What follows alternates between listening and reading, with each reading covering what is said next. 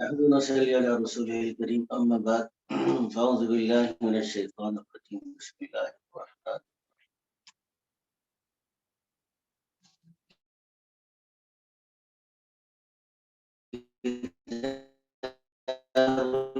ایمان باب خبر نبی کی صلی کل ہمارے ایمان کو ہم نے شروع کر دیا. کل جو باتیں میں نے عرض کی تھی وہ دوبارہ میں جلدی سے دوہرا دیتا ہوں اور پھر انشاءاللہ تعالی ہم آگے بڑھنے کی کوشش کریں گے. کل یہ بات آئی کہ ایمان کسے کہتے ہیں، تو ایمان کی اصل بنیاد تصدیق اور یقین ہے. کس بات کا تصدیق؟ تصدیق ما جاء به النبی صلی اللہ تعالی علیہ وسلم فيما علم ضرورة او ما ثبت من الدین ضرورة، یعنی جو چیز بھی اللہ کے نبی لے کر آئے اور اس کا اللہ کے نبی کی طرف سے ہونا قطعی طور پر یقینی طور پہ ہمیں معلوم ہو گیا، ان تمام باتوں کی تصدیق کرنا، ان تمام باتوں کو سچا سمجھنا. تو سب سے پہلی بنیاد ایمان کی تصدیق ہے.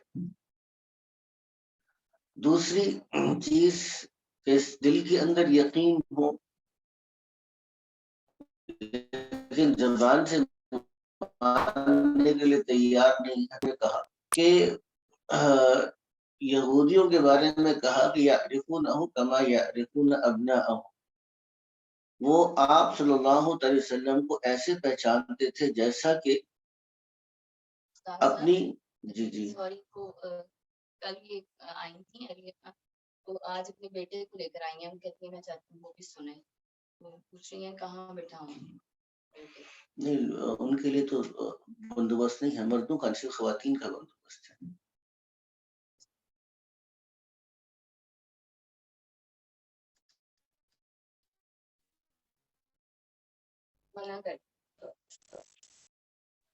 میں کیا کہہ رہا تھا، بات چل رہی تھی جی. اور میں کر رہا تھا کہ کتاب ایمان کے اندر کس چیز کی تصدیق ضروری ہے؟ جو چیز اللہ کے نبی لے کر آئے. تو یہودیوں کے پاس یقین تو تھا لیکن مسلمان کیوں نہیں ہوئے؟ کیونکہ دوسری چیز جو ضروری ہے وہ اقرار بھی ہے. وہ اپنے مسلمان ہونے کا اقرار بھی کر سکتے.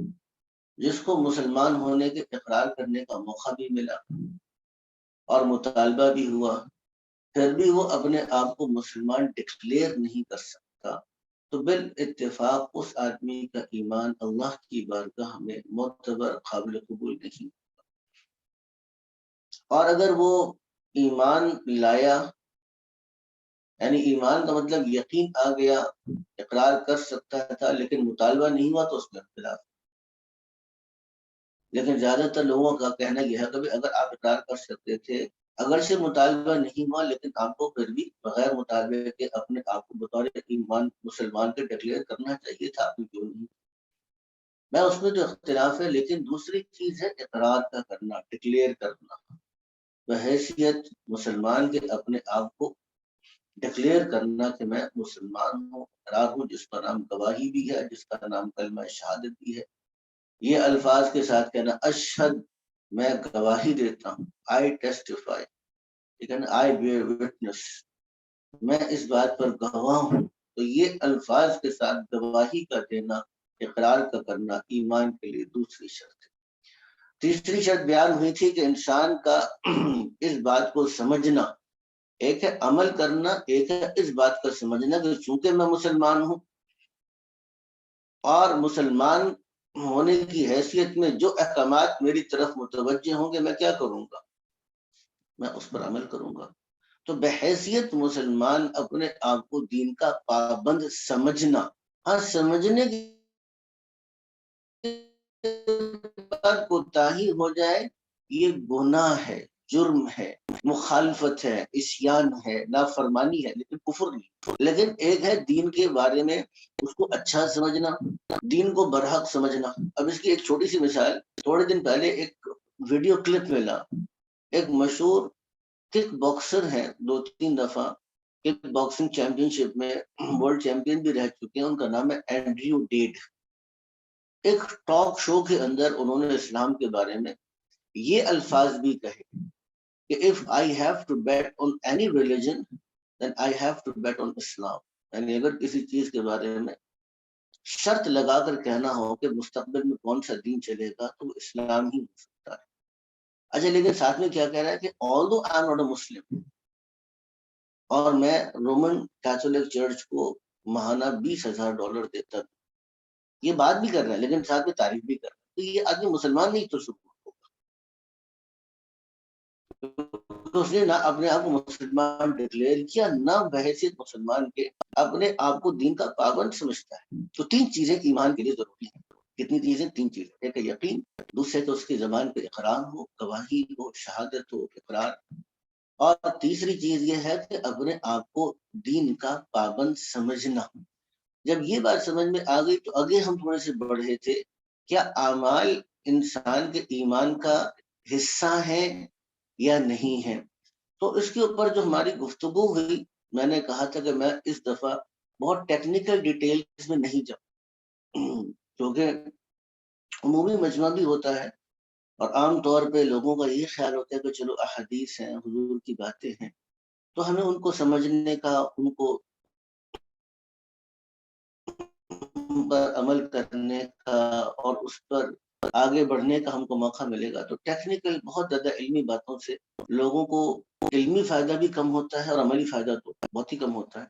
تو ٹیکنیکل ڈیٹیلز کے بجائے میں صرف اتنی بات بتا رہا ہوں تاکہ جو باتیں ہم پڑھ رہے ہیں ان کو سمجھنے کی ہمارے اندر صلاحیت پیدا ہو. تو عرض میں کر رہا تھا کہ ایک بات پہ سب کا اتفاق ہے, اہل حق ہیں صحابہ کرام سے لے کے آج تک جو اہل حق رہے, صحابہ کرام, تابعین, تبع تابعین, ہمارے فقہاء, محدثین, مفسرین, مجددین امت, یہ سب ایک بات پہ متفق ہیں کہ ایک آدمی اگر ایک بھی عمل نہ کرے لیکن جو تین شرائط میں نے کہی وہ پوری کر دے تو مسلمان ہے, اگرچہ بہت کمزور مسلمان ہے. جیسے کہ حدیث میں بھی ہے کہ جس آدمی کے دل میں رائی کے دانے کے برابر بھی ایمان ہوگا تو وہ رائی کے دانے کے برابر بھی ایمان ہوگا تو وہ جنت میں جائے گا. مطلب رائی کے برابر بھی ایمان ہو اور اس نے کوئی عمل نہ کیا ہو پھر بھی کہاں جائے گا؟ جنت میں جائے گا. پھر بھی وہ جنت میں جائے گا. تو اس وجہ سے اس بات پر سب کا اتفاق ہے کہ اگر اس نے کوئی بھی عمل نہیں کیا, ایک نماز نہیں پڑھی, ایک روزہ نہیں رکھا, ہاں امام احمد بن حنبل کا نماز کے بارے میں تھوڑا سا اختلاف ہے لیکن باقی اعمال میں سب کا اتفاق ہے. چلیے نماز والی مثال کو میں چھوڑ دیتا ہوں, مثال کے طور پر نماز کے علاوہ اس نے کوئی عمل نہیں کیا تو سب کا اتفاق یہ ہے کہ ہے مسلمان. تو یہ معلوم یہ ہوا کہ اگر اس کا عمل کچھ بھی نہ ہو تب بھی اس کا ایمان باقی رہ سکتا ہے, اس پہ سب کا اتفاق ہے. اچھا, ایمان اگر انسان میں جتنا جتنا مضبوط ہوگا اس کا عمل بھی مضبوط ہوگا. انسان کا ایمان بہت مضبوط ہو اور عمل بالکل نہ ہو, یہ نہیں ہو سکتا, اس پر بھی سب کا اتفاق ہے. تو اس کا مطلب کیا ہوا؟ مطلب یہ ہوا کہ دیکھیے یہ جو اختلاف ہے کہ ایمان آپ کے جو اعمال ہیں یہ آپ کے ایمان کا حصہ ہے یا نہیں ہے, یہ علمی بحث ہے. جو اس کا خلاصہ ہے وہ جیسے کہ نے بھی عرض کیا بہت سادہ ہے, سمپل ہے اور اس میں کسی کا اختلاف نہیں ہے, تو اسی بات کو سمجھ لینا چاہیے. امام بخاری رحمۃ اللہ علیہ صرف اتنی بات سمجھانا چاہتے ہیں کہ دیکھو انسان کا ایمان کا لازمی تقاضا اس کا عمل بھی ہے. اب اس میں ایک جو ٹیکنیکل بحث میں نے کل بتائی تھی, اشارہ کیا تھا, امام ابو حنیفہ رحمۃ اللہ علیہ کا موقف یہ ہے کہ ایمان کا نتیجہ اعمال تو ہے, یا ایمان کے انوارات اور اس کے ثمرات میں سے اعمال تو ہے, لیکن اعمال ایمان کا لازمی حصہ نہیں ہے, یا کم از کم حصہ نہیں ہے.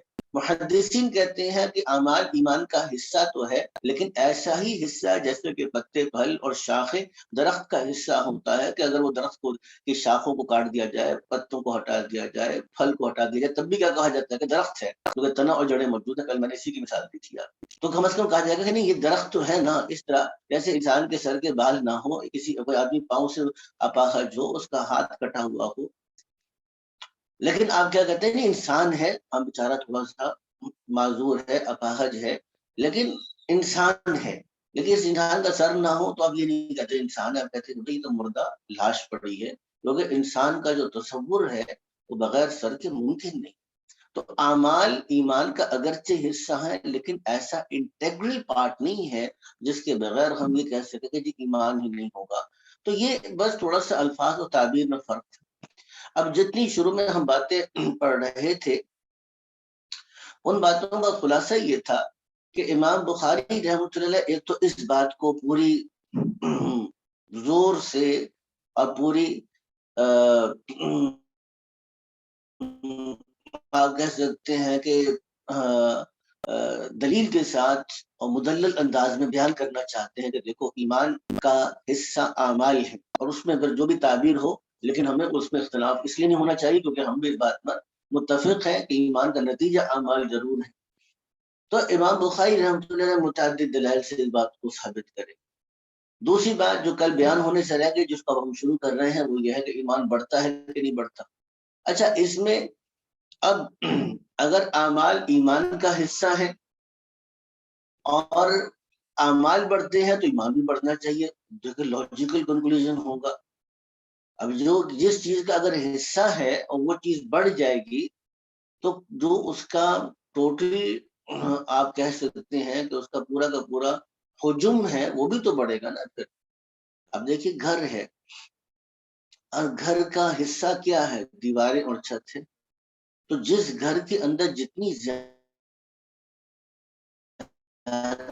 دیواریں ہوں گی، جتنی زیادہ ہوگی اس کو اتنا ہی بڑا گھر کہیں گے، اور جس گھر کے اندر دیواریں اور اس کی چھت چھوٹی ہوگی، کم ہوگی، تو ہم کیا کہیں گے کہ یہ گھر چھوٹا ہے۔ تو کسی گھر کے چھوٹا اور بڑا ہونے کا تعلق کن چیزوں کے ساتھ ہوا؟ اس کے اجزاء کے ساتھ ہوا۔ یہ آپ کے پاس جتنی چیزیں آپ کے کچن کے اندر لگی رہتی ہیں، وہ آٹا ہے، چینی ہے، تو آٹا کتنا ہے؟ جی آٹا تھوڑا رہ گیا ہے۔ تو آٹے کے تھوڑا ہونے کا پیمانہ کیسے ہے؟ اس کی مقدار کم ہو گئی، اس کے اجزاء کم رہ گئے۔ اگر پوری کی پوری آپ کی بالٹی بھری ہو تو آپ کیا کہتے ہیں جی آٹا تو بہت زیادہ ہے۔ تو کم اور زیادہ ہونے کا تعلق کس چیز کے ساتھ ہوتا ہے؟ اس کے اجزاء کے ساتھ ہوتا ہے۔ اگر آپ نے مان لیا اس بات کو کہ اعمال ایمان کا حصہ ہیں، تو اعمال کے بڑھنے سے خود بخود کیا ہوگا؟ ایمان بڑھے گا۔ اور ایمان اگر اعمال کم ہوں گے تو ایمان کیا ہوگا؟ کم ہوگا۔ لیکن جب آپ اعمال کو ایمان کا حصہ نہیں مانتے، اعمال کو ایمان کا نتیجہ مانتے ہیں، تو پھر اعمال کے بڑھنے اور کم ہونے سے ایمان بڑھے گا نہیں، نہ کم ہوگا، بلکہ وہ تو یقین ہے، وہ یقین اپنی جگہ پر باقی رہے گا۔ ہاں اعمال نہیں ہو رہے، تو گویا کہ پھر اس اعتبار سے تعبیر میں دوسرا فرق یہ آ گیا۔ جو محدثین جو کہتے ہیں کہ اعمال ایمان کا حصہ ہے، وہ کہتے ہیں کہ جب اعمال بڑھیں گے تو ایمان بھی لازمی بڑھنا چاہیے، ایمان کے بڑھنے سے اعمال بڑھتے ہیں، اعمال کے بڑھنے سے ایمان بڑھتا ہے، تو ایمان بڑھتا بھی ہے گھٹتا بھی ہے۔ بالکل لاجیکل بات ہے، وہ محدثین یہ کہتے ہیں۔ اور امام ابو حنیفہ رحمۃ اللہ کہتے ہیں کہ جب ہم نے یہ بات مان لی کہ اعمال ایمان کا حصہ نہیں ہے، تو پھر اس کا مطلب یہ ہوا کہ اعمال کے بڑھنے سے گھٹنے سے ایمان کے اوپر کوئی کمی بیشی نہیں ہوتی، ایمان کے اوپر کمی بیشی نہیں ہوتی۔ دیکھیے اب اس کا مطلب کیا ہوا کہ کچھ چیزیں ایسی ہیں جو اس کا نتیجہ ہے۔ نتیجے کا مطلب دیکھیے کھانے کا نتیجہ یہ ہے کہ انسان میں طاقت آتی ہے، ٹھیک ہے، لیکن طاقت کے زیادہ ہونے یا کم ہونے سے، یا کھانے سے طاقت آنی چاہیے لیکن کھانے کے بہت بڑھ جانے سے طاقت کا ہونا لازمی نتیجہ نہیں۔ ہو سکتا ہے کبھی آپ ایسی چیز کھائیں جو غیر مفید ہو لیکن اس کا نتیجہ نہ نکلے، تو کھانا تو تھا لیکن نتیجہ نہیں نکلا۔ کبھی آپ بہت سے آپ نے بیج پھینکے، اس کا نتیجہ درخت کی صورت میں نہیں نکلا۔ کبھی آپ نے چھوٹے لطیفے کی بات، ہمارے ایک صاحب تھے تو وہ طوطا لے کر آئے 80,000 روپے کا جوڑا۔ میں نے کہا اتنا جوڑا؟ کہتے ہیں ہاں یہ انڈے دیتا ہے، بچے دیتا ہے، اس کے بڑے مہنگے بکتے ہیں تو اس لیے میں لے کر آتا۔ اب تھوڑی دیر بعد پوچھوں گا کیا بنا؟ کہتے ہیں جی بس وہ کوشش تو میں کر رہا ہوں لیکن وہ پرندے جو ہے نا وہ انڈا نہیں دے رہے۔ تو وہ لطیفہ ہی بن گیا، ہر تھوڑی دیر بعد پوچھتے، تو ہم نے چونکہ ان سے بے تکلفی تھی، ہم نے کہا دیکھیں آپ کی حکومت آئی نا تو پرندوں نے بچے دینا چھوڑ دیا، انڈے دینا چھوڑ دیا۔ اب یہ لطیفے کی بات تھی صرف ان کے ساتھ۔ تو کہنے کا مطلب یہ تھا کہ دیکھیے کچھ نتائج ہیں اور کچھ اس کے اسباب ہیں. سبب کے ہونے سے نتائج کا ہونا لازم نہیں ہے، اور نہ اس کے اوپر وہ آپ یہ کہہ سکتے ہیں کہ اس کا حجم اس کے اوپر ڈیپینڈنٹ ہوتا ہے. تو یہ تھوڑی سی ٹیکنیکل علمی بات ہے، لیکن ایک بات یہ ہے کہ دیکھیے ایمان اگر بڑھتا ہے، مثال کے طور پہ زید چھوٹا تھا تب بھی زید تھا، آپ نے اس کو اپنے بچے کا نام عبداللہ رکھا تھا. وہ 1 دن کا تھا تب بھی عبداللہ تھا، اور وہ 50 سال کا ہو گیا تب بھی کیا ہے؟ عبداللہ ہے. کیا آپ یہ کہیں گے کہ جی پہلے عبداللہ آدھا تھا اب عبداللہ پورا ہو گیا؟ نہیں، پہلے بھی ایک انسان تھا، 1 دن کا بھی انسان عبداللہ تھا. جو وینٹیلیٹر پر ہے، فالج زدہ ہے، پیرالائسس ہے، بیڈ ریڈن ہے، نہ بول سکتا ہے، نہ اٹھ سکتا ہے، نہ بھاگ سکتا ہے، نہ کچھ کر سکتا ہے، لیکن پھر بھی کیا ہے؟ پھر بھی وہ بیڈ کے اوپر ہے اور بس اس کی نبض چل رہی ہے، ہارٹ بیٹ ہے. تو اس کو زندہ انسان کہیں گے نہیں کہیں؟ زندہ انسان. اچھا، اور جو آدمی بھاگتا دوڑتا کھاتا پیتا ساری زندگی کام کرتا ہے، وہ بھی کیا ہے؟ زندہ انسان. نفس انسانیت میں دونوں میں فرق ہے؟ نہیں فرق ہے. کیا دونوں کی جان کے تحفظ میں فرق ہے؟ کوئی فرق نہیں. اگر ایک کو جو بیڈ ریڈن ہے اس کو قتل کر دے گا تو کیا ہوگا؟ تو انسانیت میں دونوں مشترک ہیں، ہاں صفات دونوں کی فرق ہو گئی. تو اس لیے جہاں ایمان بڑھتا ہے وہ ایمان کی صفات بڑھتی ہیں، ایمان کے ثمرات بڑھتے ہیں، ایمان کے انورات بڑھتے ہیں. یہ امام ابو حنیفہ رحمۃ اللہ کا موقف ہے. تو اب یہاں پر جو بھی بات ہوگی وہ اس طرح کے اندر چل رہی. پس منظر میں نے آپ کو اس کا پہلے عرض کر دیا. اب یہ پس منظر عرض کرنے کے بعد اب آئیے گا کہ جو ہم مطالعہ کر رہے تھے. اچھا، آپ لوگوں کے پاس جن کے پاس اپنی کتابیں نہیں ہیں وہ مدرسے سے لے سکتے ہیں، کیونکہ ہم نے 30 کتابیں چھپائی تھی اور میرے اطلاع کے مطابق بہت کم خواتین نے بظاہر کتابیں لی ہیں. تو بہرحال وہ کتابیں مدرسے سے لے لیں، اور یہ میں اپنی آسانی کے لیے اسکرین کو بڑا کر دیتا ہوں. تو اس طرح کرنا ٹھیک ہے. یہ آپ لوگ چاہتے ہیں کہ آپ کو اسکرین پہ ترجمہ بھی نظر میں آئے. اگر آپ چاہتے ہیں کہ آپ کو اسکرین پہ ترجمہ بھی نظر میں آئے تو میرے سامنے جو کتاب ہے میں اس کو فالو کروں گا اور اسکرین پہ آپ کو ترجمہ نظر آتا رہے.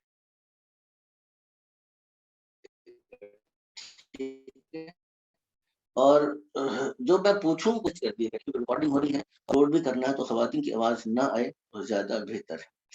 تو جو میں کہاں کروں اس کو آپ فوراً سے اگر ٹیکسٹ کر دیں تو آسانی ہوتی ہے. بہرحال آگے چلتے ہیں. کل جو ہم نے بات شروع کی تو اس سے ہم شروع کر رہے ہیں. یعنی وائٹ کا مطلب یہ ہے کہ میں بڑا کر لوں اس کو، لیکن ٹیکسٹ آئے گا، پھر ترجمہ نہیں آئے گا آپ کے سامنے. اور جو خواتین چاہتی ہیں کہ ترجمہ بھی آپ دیکھ لیجیے گا. باب قول نبی صلی اللہ علیہ وسلم، ہاریزونٹل بڑا کر بھی ہو سکتا ہے. ہمارے پاس تو تصویر بالکل نہیں آ رہی، خالی آواز آ رہی ہے. اس آواز میں یہ بھی آیا ہوگا کہ آپ کی آواز مجھے نہ آئے. اس آواز میں یہ بھی آیا ہوگا کہ آپ کی آواز مجھے نہ آئے. جو کہنا ہے لکھ کر بھیج دو، ٹھیک ہے. پلیز تھوڑے سے اس میں وہ ساتھ دیجیے گا، اس معاملے میں تھوڑا سا ساتھ دیجیے گا، ٹھیک ہے. کتاب الایمان میں اب یہ ہاریزونٹل آپ نے کہا، میں نے ہاریزونٹل کر لیا. اس سے تھوڑا سا فائدہ ہوا ہے کہ نہیں؟ مطلب دیکھ لیجیے. ایک خاتون کی طرف سے تو آیا کہ جی ہمیں فائدہ ہو گیا ہے، اور اگر باقیوں کو بھی فائدہ ہوا تو بہت اچھی بات. مجھے بھی فائدہ ہو گیا. ویسے اللہ تعالیٰ جزائے خیر دے جنہوں نے بھی مشورہ دیا، اس سے مجھے بھی فائدہ ہو گیا. تو باب قول نبی صلی اللہ تعالی علیہ وسلم، بنی الاسلام علی خمس، اسلام کی بنیاد 5 چیزوں پہ رکھی گئی ہے. اچھا، اب اس میں امام بخاری رحمۃ اللہ علیہ بتانا چاہتے ہیں کہ دیکھو ایک بات. اچھا، تیسری بات جو بتانا چاہتے ہیں کہ امام بخاری رحمۃ اللہ علیہ کے نزدیک ایمان اور اسلام ایک چیز ہے. اگر لفظی اعتبار سے دیکھا جائے تو بظاہر فرق پڑتا ہے. ایمان کی حقیقت میں نے بتائی تھی امن سے، یقین سے ہے. اور دوسری چیز ہے اسلام. اسلام کا مطلب ہے اپنے آپ کو جھکا دینا، سپرد کر دینا. To give up resistance, to surrender, اپنے آپ کو کسی کے حوالے کر دینا. تسلیم اسلام کا مطلب یہ. اب ظاہر سی بات ہے، سمجھ میں آتا ہے کہ ایمان اگر یقین ہے تو یقین کہاں ہوتا ہے؟ دل میں. اور اگر آپ سرنڈر کر رہے ہیں، حوالے کر رہے ہیں، جھک رہے ہیں، تو تو یہ عمل کہاں ہوتا ہے؟ ظاہر. تو اس لیے جو صحیح بات ہے وہ یہ ہے کہ دیکھیے دونوں چیزوں کا نقطہ آغاز جدا جدا ہے. اسلام اقرار سے، زبان سے شروع ہوتا ہے. کیسے پتہ چلے گا کہ مسلمان ہے؟ اس نے اقرار کر لیا. منافقین نے اقرار کر لیا، ان کو مسلمان مانا گیا، اگرچہ ان کی حرکتیں ایسی تھیں کہ سب کو پتہ چل رہا تھا کہ یہ صحیح ایمان والے نہیں ہو سکتے. اللہ نے آیات بھی اتار دی کہ جھوٹے ہیں، انہم لکاذبون، جھوٹے ہیں. لیکن چونکہ زبان پر اقرار تھا، اسلام تصور کیا گیا. تو زبان پر اقرار ہو تو اسلام ہو جاتا ہے. بدو کہتے جی ہم ایمان والے ہیں. سورہ حجرات کی بڑی مشہور آیت ہے قالت الاعراب آمنا. یہ بدو کہتے ہیں ہم ایمان لائے. قل آپ کہہ دے لم تؤمنو، تم ایمان نہیں لائے، ولکن قولوا اسلمنا، تم تو یہ کہو کہ ابھی ہم اسلام میں داخل ہوئے، اسلام لائے ہیں. ولما يدخل ایمان فی قلوبکم، ایمان تمہارے دلوں میں داخل نہیں ہوا. اس کا مطلب یہ ہوا کہ دیکھیے ایک نقطہ وہ ہے جہاں پہ اسلام تو ہو لیکن ابھی ایمان پورا نہ ہو. یہ قسم کا ہے. تو اسلام شروع ہوتا ہے اقرار سے، ظاہر سے، اور ایمان شروع ہوتا ہے دل سے. لیکن یقین کا تقاضا کیا ہے کہ عمل بھی ہو، اور اسلام کا تقاضا کیا ہے کہ دل کے اندر یقین بھی ہو. تو دونوں کی منتہا ایک ہے، دونوں کی منزل ایک ہے، دونوں ایک جگہ پہ جا کر پھر مل جاتے ہیں. اسلام کا نتیجہ یہ نکلتا ہے کہ بالآخر دل میں یقین بھی داخل ہوتا ہے، اور جس دل میں یقین ہو پھر وہ اس کو چین سے بیٹھنے نہیں دیتا جب تک کہ اس کی زندگی میں اسلام نہ آ جائے. تو دونوں کا نتائج ایک ہی ہیں، یعنی بالآخر دونوں ایک دوسرے میں جا کے شامل ہوتے ہیں. نقطہ آغاز، سٹارٹنگ پوائنٹ دونوں کا جدا جدا ہے. اب امام بخاری رحمۃ اللہ علیہ نے یہاں پہ کتاب الایمان کے اندر پہلی بات یہ بیان کی، اسلام کی بنیاد 5 چیزوں پہ. 5 چیزیں کون سی ہیں وہ حدیث میں آگے آپ سب کو معلوم ہے. سب سے پہلی چیز کیا ہے؟ شہادت اللہ الہ الا اللہ وشہادت ان محمدا عبدہ ورسولہ صلی اللہ علیہ وسلم. ایک اللہ کی گواہی دینا، حضور اکرم صلی اللہ علیہ وسلم اللہ کے رسول ہے، ان کی رسالت کی گواہی دینا. اقام الصلاۃ، اور نماز کو قائم کرنا. وایتاء الزکاۃ، زکوٰۃ کو دینا.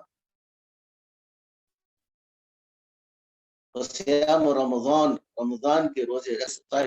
اور جو آدمی بیت اللہ شریف کا حج کر سکتا ہو، اس کی طاقت ہو، اس کا حج کرے. 5 چیزیں بیان کی. تو شہادت کیا ہے؟ اقرار. اور اقرار اور ایمان سب تفصیل سامنے آ گئی، وہ ایک چیز ہے. تو اس کا مطلب کیا ہوا کہ اب اسلام ان 5 چیزوں کا نام ہے. یہ 5 چیزیں اقرار بھی ہے، ایمان بھی ہے، یقین بھی ہے، اور اعمال بھی ہے. اس کا مطلب کیا ہوا؟ ان سب چیزوں سے مل کر اسلام بنتا ہے، اور انہی چیزوں سے مل کر ایمان کامل بنتا ہے. تو یہاں سے وہی والی بات جو میں کر رہا تھا ثابت کرنا چاہ رہے ہیں. اور ہم لوگوں کے لیے کیا سبق ہے کہ دیکھیے ہم جو پیدا ہوئے مسلمان گھرانوں کے اندر، اور رواجی اور روایتی اسلام پر، ایمان پر ہم اپنے آپ کو اکتفا کرتے ہیں، یا اپنے بچوں کو ایمان مفصل سکھاتے ہیں اور ایمان مجمل سکھاتے ہیں. جی، ہمارے اپنے بچوں کو ایمان مفصل اور ایمان مجمل سکھاتے ہیں. تو ہم یہ سمجھتے ہیں کہ بچوں کو ایمان آ گیا، ایمان مجمل یاد کروا دیا، بچوں کو ایمان مجمل آ گیا. آمنت باللہ کما ہوا باسمائہ واحکامہ اقرار باللسان تصدیق بالقلب. چلو مٹھائی کا ڈبہ لاؤ. بچے کا ایمان مجمل پکا ہو گیا. ایمان مفصل سنو بیٹا، آمنت باللہ وملائکتہ وکتبہ ورسلہ الی آخرہ. چلو بھائی دوسرا مٹھائی کا ڈبہ لے کر. کیوں؟ کیا ہوا؟ بچے کا ایمان اور زیادہ پکا ہو گیا. تو الفاظ ایمان یاد کرنے سے ایمان بن جائے گا. یہ ہے وہ چیز جس سے ہمیں نکلنے کی ضرورت ہے کہ نہیں صرف الفاظ ایمان سے ایمان نہیں بنتا. ایمان کی حقیقت وہ ہے جو یہاں ہمارے پاس ہم کو سمجھائی جا رہی ہے کہ دیکھیے ایمان ہوگا تو پھر اسلام بھی اپنی پوری حقیقت کے ساتھ زندگی کے اندر آنا چاہیے. یہ میں نے کیا تھا کہ آپ اختلافات کو چھوڑ دیں.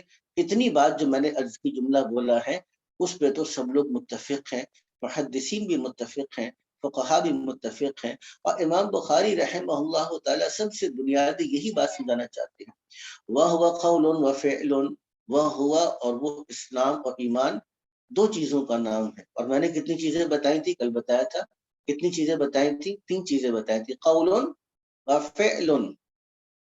تو یہاں پہ تو 2 چیزیں ہیں اور ہم نے 3 چیزیں پڑھی تھی، اس کا جواب دے دیا تھا۔ فعل کے اندر انسان کے ظاہری اعمال بھی ہیں، اور فعل کے اندر انسان کے قلب کا عمل یعنی کہ تصدیق اور یقین بھی ہے۔ تو خلاصہ پھر وہ 3 چیزیں بنی، قول سے مراد اقرار ہے، فعل سے مراد انسان کا یقین بھی ہے، اور انسان کے ظاہر کا عمل بھی ہے۔ وہ یزید و ینقص، اور یہ ایمان بڑھتا بھی ہے کم بھی ہوتا ہے۔ اچھا لیکن اعمال بالکل زیرو ہو جائے تو کیا ایمان بھی زیرو ہو جائے گا؟ امام بخاری کہتے ہیں نہیں، ایسی بات تو نہیں۔ اب اتنی بات ہے کہ بھائی دیکھو اپنے ایمان کی فکر کر لو، اب ایمان کو بنانا پڑے گا نا، ایمان کو بنانا بھی آپ کے اختیار کی چیز ہے۔ جیسے صحابہ کرام نے ایمان کو بنایا تو ان کا ایمان بڑھتا تھا، اور منافقین کا ایمان صحابہ کرام کے درمیان میں رہ کر، حضور کی مجلس میں رہ کر، قرآن کو اترتا ہوا سن کر بھی منافقین کا ایمان نہیں بنتا تھا، بلکہ ان کی غلاظت اور کفر اور شک اور اعتراض ہی بڑھتا تھا۔ کیوں؟ اس چیز کی طرف اب آ رہے ہیں۔ قال اللہ تعالی، اللہ تعالیٰ نے ارشاد فرمایا، جو کہ سورۃ اس میں فتح کے اندر بیان کیا کہ اللہ سبحانہ وتعالیٰ یہ سارے کے سارے احوال لے کر آئے۔ کیا احوال لے کر آئے؟ اللہ سبحانہ وتعالیٰ سورہ فتح کے اندر بیان کرتے ہیں کہ دیکھو ہم یہ سارے کے سارے احوال کو اس لیے لے کر آئے تاکہ ایمان والوں کا امتحان ہو جائے۔ یہاں پر اس چیز کو بیان کیا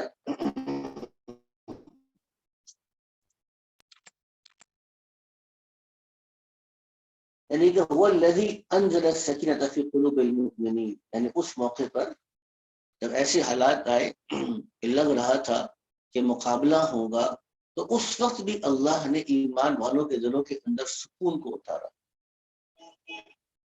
لیزدادوا ایمانا مع ایمانہم، تاکہ وہ بڑھ جائے ایمان کے اندر اپنے سابقہ ایمان کے ساتھ۔ اس چیز کو امام بخاری رحمۃ اللہ یہاں پر نقل کر رہے ہیں۔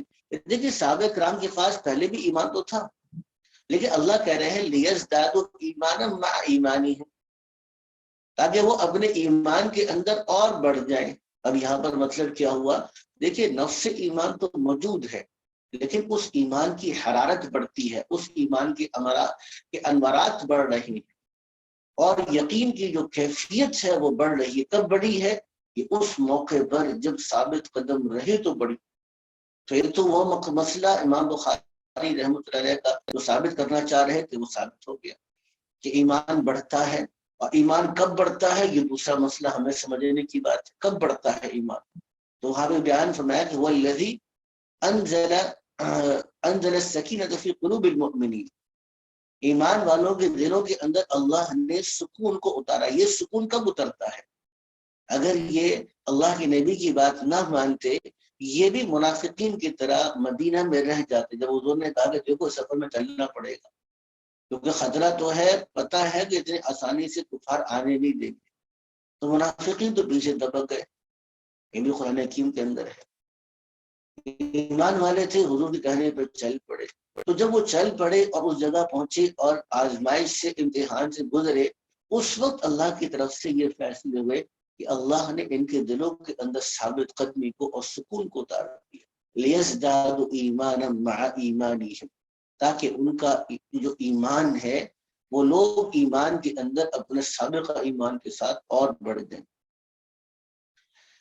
آگے چلیے گا، وزدناہم ھدا، اور ہم نے ان کو ہدایت کے اندر اور بڑھا دیا۔ ہدایت سے مراد کیا ہے؟ ہدایت سے مراد ایمان ہے، ایمان کی توفیق ہے اور اعمال صالحہ ہے۔ تو جب ایمان میں بڑھا دیا، یعنی ہدایت میں بڑھا دیا کا مطلب کیا ہوا؟ ان کا ایمان بھی بڑھ گیا اور ان کے اعمال صالحہ بھی بڑھ گئے۔ تو امام بخاری رحمۃ اللہ علیہ یہیں سے بیان کر رہے ہیں کہ دیکھو ہدایت کے لیے سب سے بنیادی شرط کیا ہے؟ ایمان کا ہونا۔ کوئی آدمی ایمان کے بغیر ہدایت یافتہ نہیں ہو سکتا۔ تو اگر ہدایت بڑھی تو کم سے کم ہدایت کے اندر کچھ بڑے نہ بڑے، ایمان تو ضروری بڑھے گا۔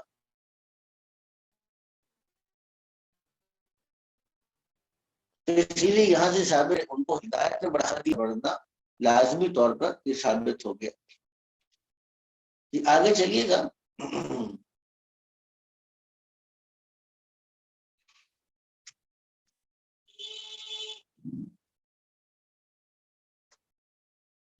جی آگے چلیے گا۔ آگے فرمایا کہ وَالَّذِينَ اهْتَدَوْا زَادَهُمْ هُدًى وَآتَاهُمْ تَقْوَاهُمْ، یہ سورہ محمد کی آیت۔ اس کے اندر اسی بات کو بیان کرنا چاہتے ہیں کہ وَالَّذِينَ اهْتَدَوْا، اور وہ لوگ جو سیدھی راہ پہ چڑھ پڑے، یعنی جو لوگ سیدھی راہ پر، ہدایت پر چل پڑے، ہدایت یافتہ ہوئے۔ اس کا مطلب کیا ہوا کہ اسلام میں داخل ہو گئے۔ اب یہ کافروں کے بارے میں بات نہیں ہو رہی، بلکہ ہدایت یافتہ لوگوں کے بارے میں بات ہو رہی ہے۔ زادہم ہدا، اللہ نے ان کو بڑھا دیا ہدایت میں۔ اب وہی والی بات جو پچھلی بات تھی کہ ان کے پاس ایمان تو تھا، اب مزید ہدایت بڑھ رہی ہے تو کیا بڑھ رہا ہے؟ اعمال بھی بڑھ رہے ہیں یا ان کا ایمان بھی بڑھ رہا ہے۔ وآتاہم تقواہم، اور اللہ نے ان کو ان کا تقوی، پرہیزگاری عطا فرمائی، یعنی پھر اللہ نے ان کو پرہیزگار بنا دیا، پرہیزگاری پہ باقی رہنے کی توفیق عطا فرمائی۔ یہ اللہ کی طرف سے انعامات عطا ہوئے۔ تو اس سے بھی معلوم کیا ہوا کہ ایمان بڑھتا ہے اور گھٹتا بھی ہے، جیسے کہ امام بخاری کہہ رہے ہیں۔ اب ان ساری آیات کا تقاضا کیا ہے؟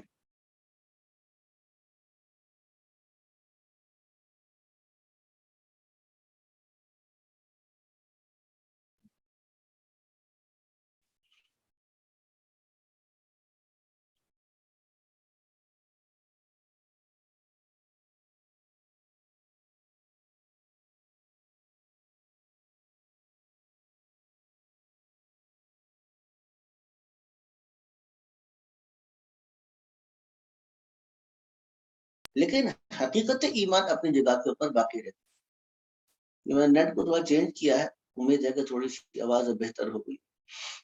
آگے چلیے گا۔ آگے ارشاد ہوا یزداد الذین آمنوا ایمانا۔ اب یہاں پر ایک اور بات، یہ سورہ مدثر کی آیت ہے، اور اس کا پس منظر صرف اتنا تھا کہ اللہ سبحانہ تعالیٰ نے قرآن حکیم کے اندر جہنم کے فرشتوں کا ذکر کیا۔ اللہ تعالیٰ نے قرآن حکیم کے اندر جہنم کے فرشتوں کا ذکر کیا کہ علیہا 19، کہ جہنم کے اوپر 19 فرشتے ہیں، اور ان 19 فرشتوں کا ذکر بائبل کے اندر بھی موجود ہے۔ اب جب ایمان والے یہ بات دیکھتے ہیں کہ اس 19 کا عدد قرآن کے اندر ہے اور پچھلی کتابوں کے اندر بھی 19 کا عدد ہے، اور پچھلی کتابوں کا علم حضور کو نہیں تھا، تو اس سے ان کا ایمان بڑھ جائے گا۔ اب یہ پوری آیت اس طرح سے ہے کہ وما جعلنا اصحاب النار الا ملائکہ، کہ ہم نے دوزخ کے اوپر نگران مقرر کیے ہیں، ان کو فرشتے بنایا ہے۔ وما جعلنا عدتهم الا فتنة للذین کفروا، ان کی تعداد کو اور گنتی کو ہم نے کفر کرنے والوں کے لیے تو ایک فتنہ بنا دیا، آزمائش بنا دیا۔ لیستیقن الذین اوتوا الکتاب، تاکہ ان لوگ جن کو کتاب دی گئی ہے وہ یقین کر لیں۔ ویزداد الذین آمنوا ایمانا، جن کو کتاب دی گئی اہل کتاب، ان کو یقین آ جائے جب وہ دیکھیں گے کہ ہماری کتاب میں جو باتیں تھی وہ اللہ کے نبی وہ بات ارشاد فرما رہے ہیں، حالانکہ ان کتابوں کا مطالعہ نہیں کیا، تو اہل کتاب کو بھی یقین ہوگا۔ وَيَزْدَادَ الَّذِينَ آمَنُوا ایمانا، اور تاکہ ایمان والے اپنے ایمان کے اندر اور آگے بڑھ جائیں۔ یہ ٹکڑا آیا تھا، تو یعنی ایمان والے کا مطلب نفس ایمان حاضر پہلے سے موجود تھا، اور ان کا ایمان بڑھ جائے، اس سے پتہ چلا کہ ایمان بڑھتا ہے۔ تو وہی بات ہے کہ جیسے جیسے آپ آیات پہ غور و فکر کرتے ہیں، جو اللہ نے دلائل عطا فرمائے اس پہ غور و فکر کرتے ہیں، تو غور و فکر کے نتیجے کے اندر بھی آپ کا ایمان بڑھتا ہے۔ جیسے پہلے عرض کیا تھا، اعمال کرتے ہیں تو اعمال سے بھی یقین کی کیفیت ہوتی ہے، انسان کے اندر یقین اور بڑھتا ہے، سکون داخل ہوتا ہے، انسان اللہ کے دین کے لیے قربانی دیتا ہے اس سے بھی انسان کا ایمان مضبوط ہوتا ہے، پکا ہوتا ہے۔ یہاں پہ کیا پتہ چلا، جو دلائل اللہ نے بیان کیے ان دلائل پر غور و فکر کرنے سے بھی کیا ہوتا ہے، انسان کا ایمان مضبوط ہوتا ہے۔ آگے چلیے گا، وقول عز وجل ایکم زادت هذه ایمانا فاما الذين امنوا فزادتهم ایمانا، یہ سورۃ توبہ کی آیت۔ سورۃ توبہ کے اندر یہ منافقین کا ذکر تھا کہ جب کبھی کوئی آیت اترتی ہے، یہ منافقین کیا کرتے ہیں، ہنسی مذاق کرتے ہیں اور ایک دوسرے کے اوپر اعتراضات کرتے ہیں اور ایک دوسرے کی طرف دیکھ کر کہتے ہیں کہ بھائی کون ہے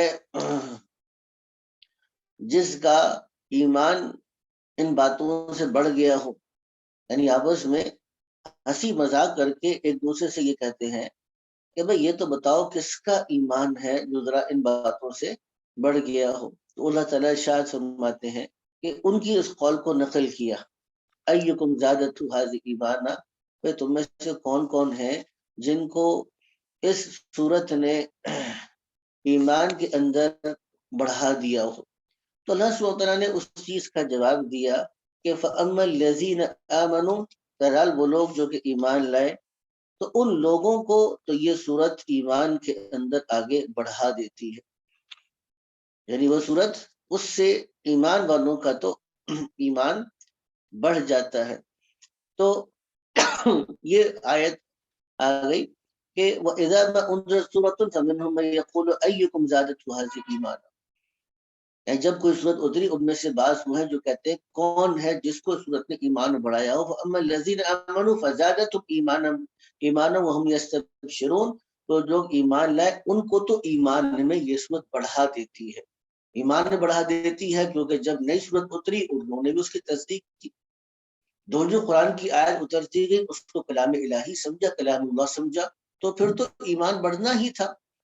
پہلے اگر 100 آیتوں پر ایمان تھا، اب 150 آیتوں پر ایمان ہوگا تو ایمان تو بڑھ رہا ہے، یعنی پہلے 100 باتوں پر ایمان رکھتے تھے، اب اللہ نے 50 آیتیں اور اتار دی تو مزید 50 کی تصدیق کر دی تو اور ایمان بڑھ گیا۔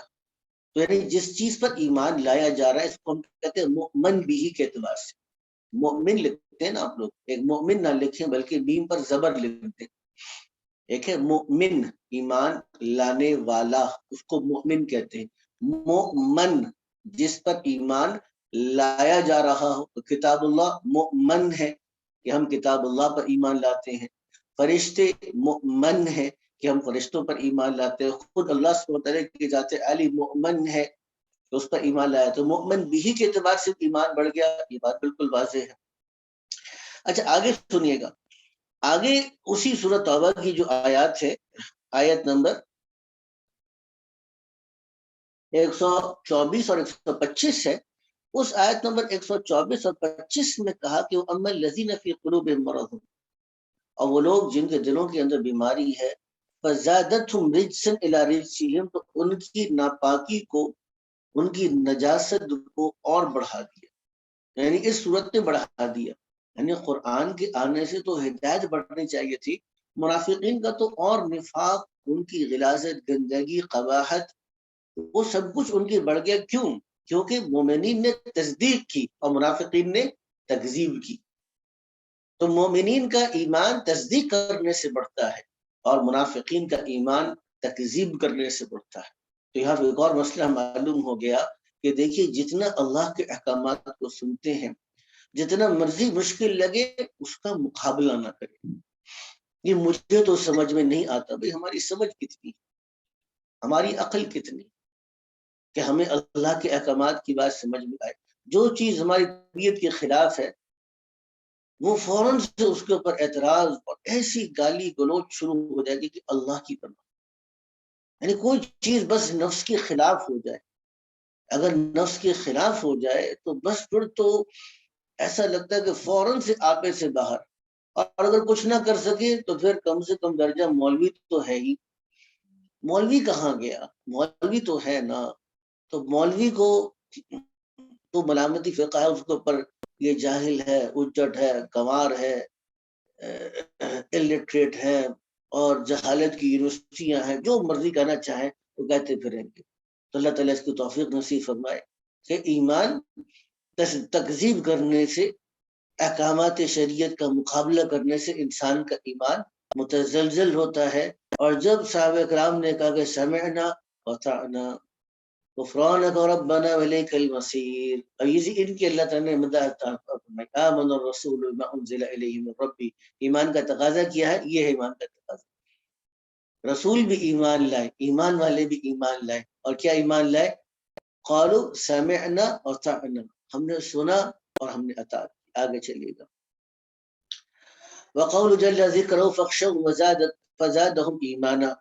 اب یہ غزوہ حمراء الاسد کے واقعے کی طرف اشارہ ہے. امام بخاری رحمۃ اللہ علیہ بس آیات کی طرف اشارہ کر کے آگے چل رہا ہے، کیونکہ ہمیں تو پتہ نہیں ہوتا یہ ساری آیات کا، اس لیے میں تھوڑا تھوڑا ان کے بارے میں آپ کو بتا بھی رہا ہوں تاکہ جو مقصود ہے ہمیں وہ بھی حاصل ہو جائے. اور وہ یہ آیت فخشوہم زادہم ایمانا، جب غزوہ احد کے بعد ابو سفیان اپنا لشکر واپس لے کر آنے لگے مدینہ پہ حملہ کرنے کے لیے، اور یہ پریشان کن خبر دوبارہ پہنچی، کیونکہ حالات بھی ایسے تھے، 70 صحابہ کرام شہید، بہت سے زخمی، خود حضور زخمی، ایک غم اور صدمے کی حالت اور کیفیت، اور اس میں یہ ایک پریشانی کی خبر آئی کہ وہ لوٹ کر آ رہے ہیں، اب کیا ہوگا. تو وہاں پہ قرآن حکیم میں کہا کہ الذین اذا قال لهم الناس، وہ لوگ جن کو لوگوں نے کہا ان الناس قد جمعوا لکم، لوگ تمہارے لیے اکٹھے ہو چکے ہیں. یہ ٹکڑا پہلے کا ہے. اس کے بعد کا ٹکڑا فخشوہم، ان سے ڈرو. اچھا، اب اس میں آپ کے سامنے دو راستے. ایک راستہ کیا ہے؟ ایک راستہ ظاہری اسباب کے اعتبار سے دیکھا جائے تو ابھی آپ زخمی ہیں، اور ان کے تعداد لشکر کا دیکھا جائے تو وہ لشکر بھی زیادہ ہے، ان کا مورال بھی اس وقت ہائی ہے کیونکہ انہوں نے آپ کو تکلیف پہنچائی ہے. اور اس وقت اگر نکلیں گے تو اس زخمی حالت میں کیا مقابلہ ہو سکتا ہے. تو ظاہری اسباب کے اعتبار سے تو لڑنے کی کوئی تک سمجھ میں نہیں آ رہی، تو اسی لیے کہا گیا فخشوہم، ان لوگوں سے ڈرو. اور دوسری طرف کیا ہے؟ اللہ کا وعدہ ہے، اور اللہ کا وعدہ کیا ہے کہ اگر تم دین پر رہے فلا غالب لکم، کہ تم پر کوئی آدمی غالب نہیں آ سکتا. اللہ تعالیٰ تمہاری مدد کرے گا تو تمہارا اوپر کوئی غالب نہیں آ سکتا. دوسری طرف اللہ کا وعدہ ہے. تو اب ان کا اللہ کے وعدے پر یقین بڑھ گیا، فزادہم ایمان. اس واقعے نے ان لوگوں کو ایمان میں اور بڑھا دیا. وقالوا حسبنا اللہ ونعم الوکیل، یہ الفاظ کہے صحابہ کرام، بڑے اونچے الفاظ ہیں. جب کہیں دروازے بند ہو جائے نا، کہیں سے کوئی راستہ کھلا ہوا نظر نہ آ رہا، اکثر لوگ یہ سوال پوچھتے ہیں، یہ بڑی مشکل حالات ہے، کچھ سمجھ میں نہیں آ رہا، جو کام کرتے ہیں الٹا پڑ جاتا ہے، کہیں سے کچھ راستہ امید کا نہیں نظر آ رہا، فائنینشیل کرائسس ہے، گھر کا جھگڑا ہے، خاندانی جھگڑے ہیں، مقدمات ہیں، جان کا خطرہ ہے، دشمنوں کا خوف ہے، حاسدین کا حسد ہے. جہاں پھنس جائے نا، جہاں کوئی راستہ نظر نہ آئے، تو اس کلمے کو یاد رکھیے گا، بہت اونچے کلمات ہیں. حسبنا اللہ ونعم الوکیل، اللہ کافی ہے اور کتنا ہی اچھا کام بنانے والا ہے. تو آگے اللہ نے کیا کہا؟ فانقلبوا بنعمت من اللہ وفضل لم یمسسهم سوء، فانقلبوا بنعمت من اللہ، اللہ کی نعمت سے اور اللہ کے فضل سے لوٹے اس حال میں لم یمسسهم سوء، ان کو کوئی نقصان نہیں پہنچا. واتبعوا رضوان اللہ، اور وہ اللہ کی رضا کی اتباع کی ان لوگوں. عرض میں کیا کر رہا تھا؟ عرض میں کر رہا تھا کہ یہاں پہ بیان فرمایا فخشوہم فزادہم ایمانا، ان لوگوں کا ایمان بڑھ گیا. بخاری کا دیکھو اس سے کیا پتہ چلا، اتنی آیات سے قرآن حکیم جس میں ایمان کے بڑھنے کا ذکر ہے، تو اس کا مطلب یہ ہوا کہ انسان کا ایمان بڑھتا ہے. اور ہم کہیں گے جی بالکل بڑھتا ہے، لیکن نفس سے ایمان نہیں بڑھتا، بلکہ ایمان کے انورات بڑھتے ہیں، ایمان کی قوت بڑھتی ہے، ایمان کی روشنی بڑھتی ہے، ایمان کے ثمرات بڑھتے ہیں. جو بھی کہیں، بات تو جیسے میں نے عرض کیا کہ بات ایک ہی ہے، بہت زیادہ فرق نہیں ہے. لیکن یہاں پہ ایمان کس وجہ سے بڑھا؟ اگر ہم ظاہر کو دیکھتے رہیں گے، دیکھیے ظاہر میں ہمارے امتحان کے لیے چیزیں اللہ نے ضرور مقرر کر رکھی. کئی لوگوں نے کہا کہ بچیوں کو پردہ کروایا، اکثر گھر والے کہتے تھے، خاندان والے کہتے تھے کہ تم بچیوں کو پردہ کرواتے ہو. اب بچیاں پردہ کرتی ہیں، پردے میں رہتی ہیں، کون ان کے لیے رشتہ لے کر آئے، ان کا رشتہ کیسے ہوگا، کون قبول کرے گا ان کو، اتنا سخت پردہ. کہتے ہیں یہ دیور سے بھی پردہ کرنا ہے، فلانے سے بھی پردہ کرنا ہے. ایک صاحب نے اسی طرح مجھ سے رابطہ کیا، تو اب وہ رشتہ کر رہے تھے اور میں رشتے وغیرہ میں بالکل بھی نہیں پڑھتا ہوں کیونکہ تجربات ایسے نہیں رہے. تو خیر انہوں نے کہا، میں نے کہا جی ہمارے پاس جو بچیاں ہوتی ہیں وہ تو پھر پردہ کرتی ہیں، شرعی پردہ کرتی ہیں، اور جیسے جیٹھ ہے، دیور ہے، ان سے بھی پردہ کرتی. نہیں نہیں کہہ رہے، نہیں نارمل نارمل نارمل. یعنی مطلب یہ ہے کہ جو پردہ کر رہی ہے وہ کیا ہے، اب نارمل ہے نا، وہ بیچاری اب نارمل ہے اور باقی سب کیا ہے، نارمل ہے. تو کہنے کا مقصد یہ ہے کہ ہمارا امتحان تو ہے، ہمارا بھی امتحان ہے.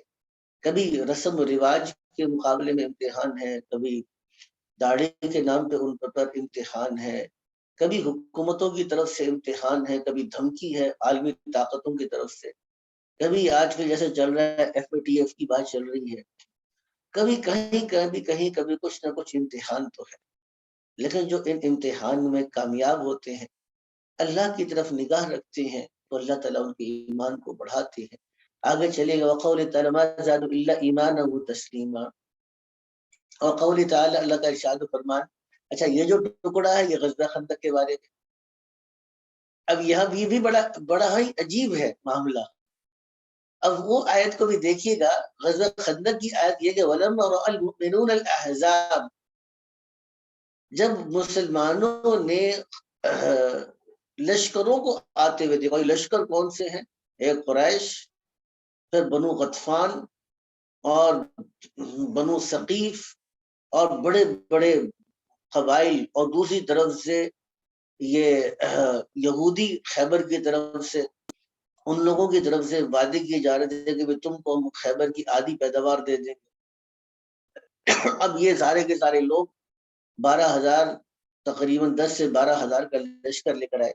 غزوہ بدر میں 1,000 تھے، غزوہ احد میں 3,000 تھے. اب اس کے بعد جب آئے ہیں اور اتنی یعنی جوائنٹ اور الائڈ فورسز، میرے ناقص مطالعے کی حد تک میں ایام جاہلیت کی تاریخ کا بہت زیادہ تفصیل سے مطالعہ کرنے والا طالب علم نہیں ہوں کہ میں کوئی دعویٰ کر سکوں، لیکن میرے ناقص مطالعے کے اندر حضور کی تشریف آوری سے پہلے کسی ایک محاذ پہ اتنا بڑا عربوں کا کوئی ایک الائڈ فورسز وہ نہیں تھا.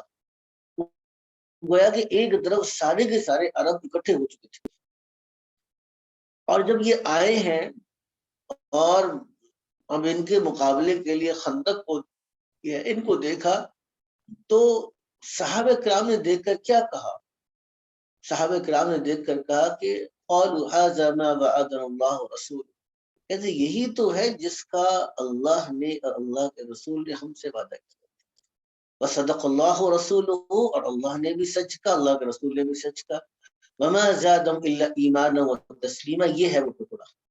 اس موقع پر اللہ نے کہا کہ جب ان لوگوں نے کہا کہ اللہ نے سچ کہا، اللہ کے رسول نے سچ کہا، تو ان کا ایمان اور ان کی اطاعت اور زیادہ بڑھ گئی. اچھا انٹرسٹنگ بات کیا ہے، اسی موقع پر جب ان لشکروں کو دیکھ کر ایمان والوں کا ایمان بڑھ رہا، تو اب انہی لشکروں کو دیکھ کر منافقین کا کیا بڑھا؟ نفاق بڑھ گیا. اسی موقع پر سورہ احزاب کے اندر اللہ سبحانہ تعالیٰ نے اس بات کو نقل فرما دیا.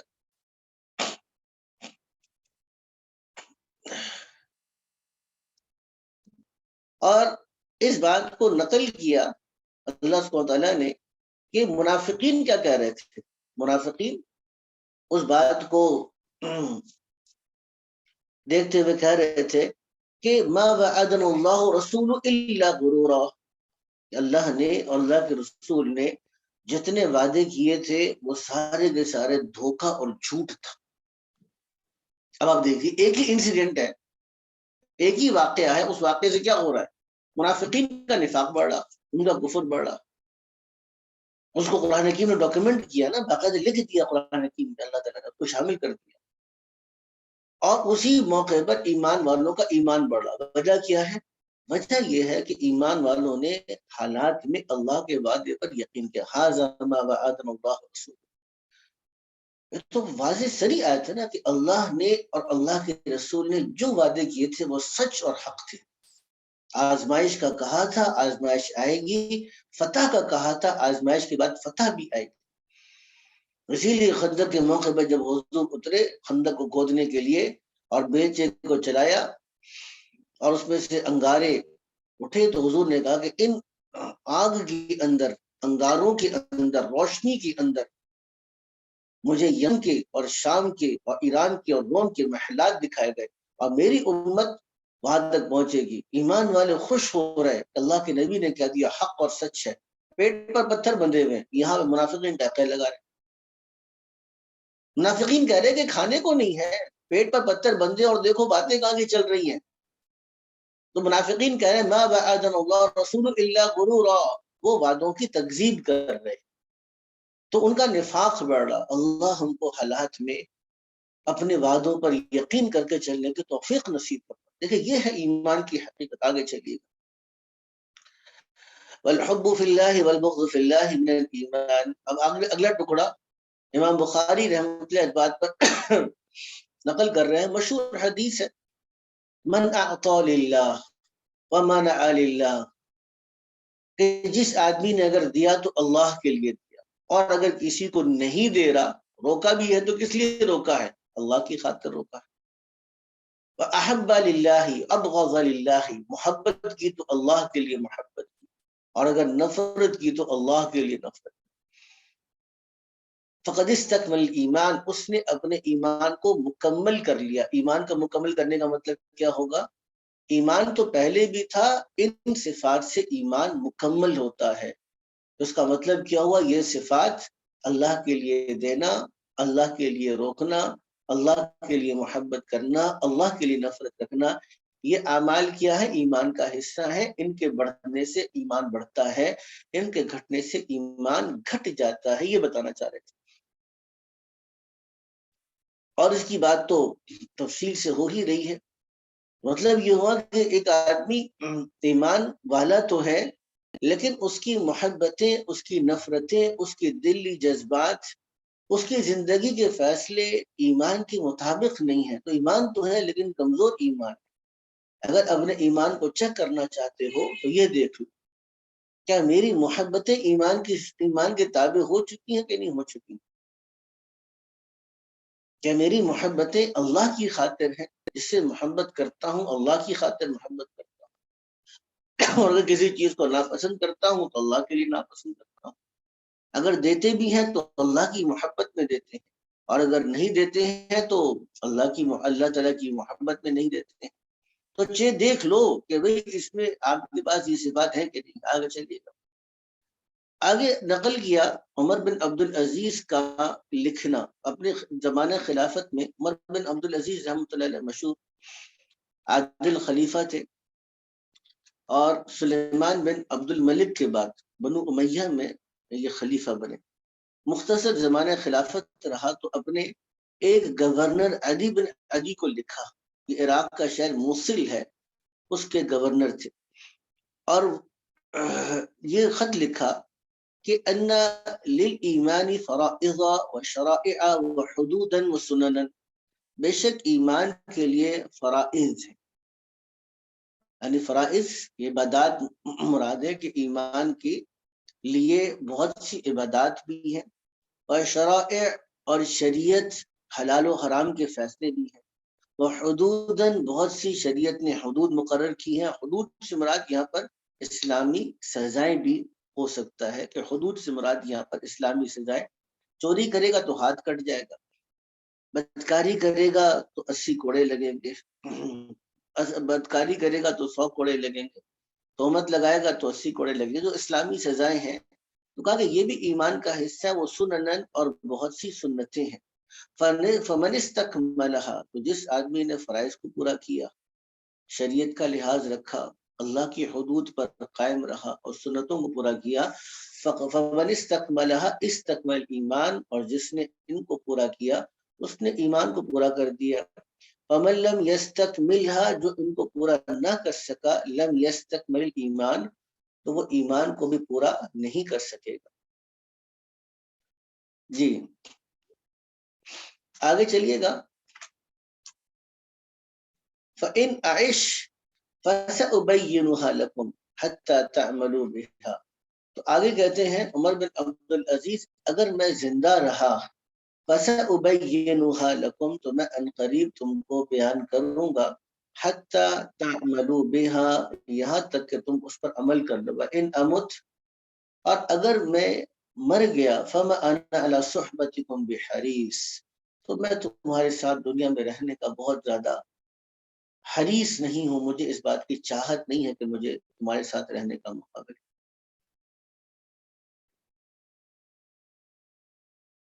یہاں پہ صرف اتنا بتانا مقصود تھا کہ دیکھ لو عمر بن عبد العزیز ہم کہنا ان ساری چیزوں کو ایمان کا حصہ تصور کے آگے چلتے. وقال ابراہیم علیہ السلام نے جب اللہ تعالیٰ سے اس بات کا مطالبہ کیا کہ یا اللہ مجھے دکھلائیں آپ مردوں کو کیسے زندہ کریں گے، تو اللہ تعالیٰ نے کہا کہ اولم تؤمن کیا آپ ایمان نہیں رکھتے. ابراہیم علیہ السلام نے کہا ولکن لیطمئن قلبی ایمان تو رکھتا ہوں لیکن اپنے دل کے اطمینان کے لیے پوچھ رہا ہوں. اب امام بخاری رحمۃ اللہ علیہ غالباً یہ کہنا چاہ رہے تھے کہ دیکھیے ایمان تو تھا، یقین تو تھا، اطمینان نہیں تھا. تو جب اطمینان آ جائے گا تو کیا ہوگا، یقین اور ایمان اور بڑھ جائے گا. تو یہ بتانا چاہ رہے تھے. لیکن یہ تھوڑا سا یہ جو استدلال ہے ذرا تھوڑا سا بعید ہے، لیکن بہرحال حضرت ابراہیم صاحب نے کہا کہ لیطمئن قلبی ایمان تو رکھتا ہوں لیکن چاہتا ہوں کہ دل میرا مطمئن ہو جائے. تو اللہ نے مشاہدہ بھی کروا دیا. وقال معاذ اجلس بنا نؤمن ساعتا یہ صحابی نے اپنے دوسرے ساتھیوں سے کہتے آؤ بیٹھو، اجلس بنا آؤ ہمارے ساتھ بیٹھو، نؤمن ساعتا ہم ایک گھڑی ایمان لیں، مطلب اپنے ایمان کو تازہ. تو اس ایمان کی مجالس میں صحابہ کرام بیٹھا کرتے اور اپنے ایمان کو تازہ کرتے، جیسا کہ ہم بیٹھ کر اور ان باتوں کو یاد کر کے اور مذاکرہ کر کے اپنے ایمان کو تازہ کر رہے ہیں. وقال ابن مسعود رضی اللہ تعالی عنہ الایمان الیقین الایمان کلو. عبداللہ بن مسعود بھی کہتے ہیں کہ یقین سارا کا سارا ایمان ہے. وقال ابن عمر اور حضرت عبداللہ بن عمر رضی اللہ تعالی عنہما وہ کہتے ہیں کہ لا یبلغ العبد حقیقت التقوی کوئی آدمی تقوی کی حقیقت کو نہیں پہنچ سکتا حتی یدع ما حاق فی الصدر یہاں تک کہ اس چیز کو چھوڑ دے جو اس کے سینے کے اندر کھٹکتا ہے. مطلب یہ ہوا جب یہاں پر ایمان کا ایک اور رخ بیان کر دیا. ایمان کا رخ کیا ہے؟ ایمان کا رخ یہ ہے کہ اب وہ ہر اس چیز سے بچنے کی کوشش کرے جو اس کے سینے میں کھٹکتی ہو، یعنی گناہ ہونے کے حوالے سے کھٹکتی ہو. اس پہ چھوٹا سا واقعہ یاد آ گیا. حضرت مفتی زین العابدین صاحب رحمہ اللہ تعالی ہمارے بزرگ کے تبلیغ کے انتقال فرما، ان سے کسی آدمی نے تجارت کا سے متعلق ایک مسئلہ پوچھا.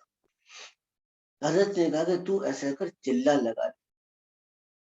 تو اس نے کہا کہ حضرت میں نے آپ سے مسئلہ پوچھا، اب مجھے چلہ لگوا رہے، مجھے آپ میرے مسئلے کا جواب دیں. حضرت نے کہا میں کہہ تو رہا ہوں تو چلہ لگا دے. اس نے کہا کہ حضرت میں آپ سے مسئلہ پوچھتا ہوں آپ مجھے چلے کی تحقیق دے دیں.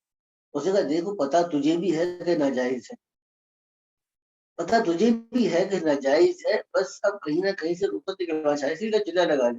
چلہ لگا لے گا تو کم از کم کیا ہوگا، یہ جو ایک اندر سے چاہت ہے کہ کہیں نہ کہیں سے کوئی رخصت مل جائے یہ ختم ہو جائے گی. اسی لیے الحمدللہ جو اس بات پہ محنت کرتے ہیں کہ میرا ایمان بن جائے، مشائخ کے پاس بیٹھتے ہیں، ذکر کرتے ہیں، اعمال کی حفاظت کرتے ہیں، نگاہوں کی حفاظت کرتے ہیں، اللہ تعالیٰ نے جن چیزوں کو حرام کیا اپنی حد تک ان سے بچنے کی کوشش کرتے ہیں، تو اللہ تعالیٰ تقویٰ دیتا ہے. تقویٰ دیتا ہے پھر آدمی یہ نہیں کہتا کہ یار کوئی گنجائش نکالو، آدمی کہتا ہے جی اللہ کی چاہت کیا ہے یہ بتاؤ، اللہ راضی ہوں گے یا اللہ ناراض ہوں گے یہ بتا دو. پھر گنجائش اپنے لیے انسان اس چیز کو نہیں نکالتا. اسی لیے کیا کہا کہ انسان تقوی کی حقیقت کو نہیں پہنچتا یہاں تک کہ چھوڑ دے جو اس کے سینے میں کھٹکتا ہو. انسان کا اپنے ضمیر اس کو اندر سے وہ کچوکے لگاتا ہے، وہ اس کو پنچ کرتا ہے کہ نہیں یہ ہے چیز. تو بھائی ضمیر کو بھی تو رکھا ہے اللہ نے. اس کا مطلب کیا ہوا؟ ایمان کی حقیقت یہ ہے کہ انسان ہر قسم کے گناہوں سے بچنے کی کوشش کرے. وقال مجاہد، بڑے مشہور تابعی ہیں، یہ آیت کو لے کر آئے، اور یہ آیت سورہ شورى کی ہے. اعوذ باللہ من الشیطان الرجیم. شرع لكم من الدین ما وصى به نوحا واوصینا. یہ آیت اس طرح تو نہیں ہے بظاہر، میں اسے نکال لوں شاید. شرع لكم من الدین ما وصى به نوحا والذی اوحینا الیک. یہ آیت مجھے تھوڑا سا لگ رہا ہے اس میں آیت کو یہاں پر لکھنے میں تھوڑا سا، ایک منٹ مجھے آیت کو نکال لینے دو.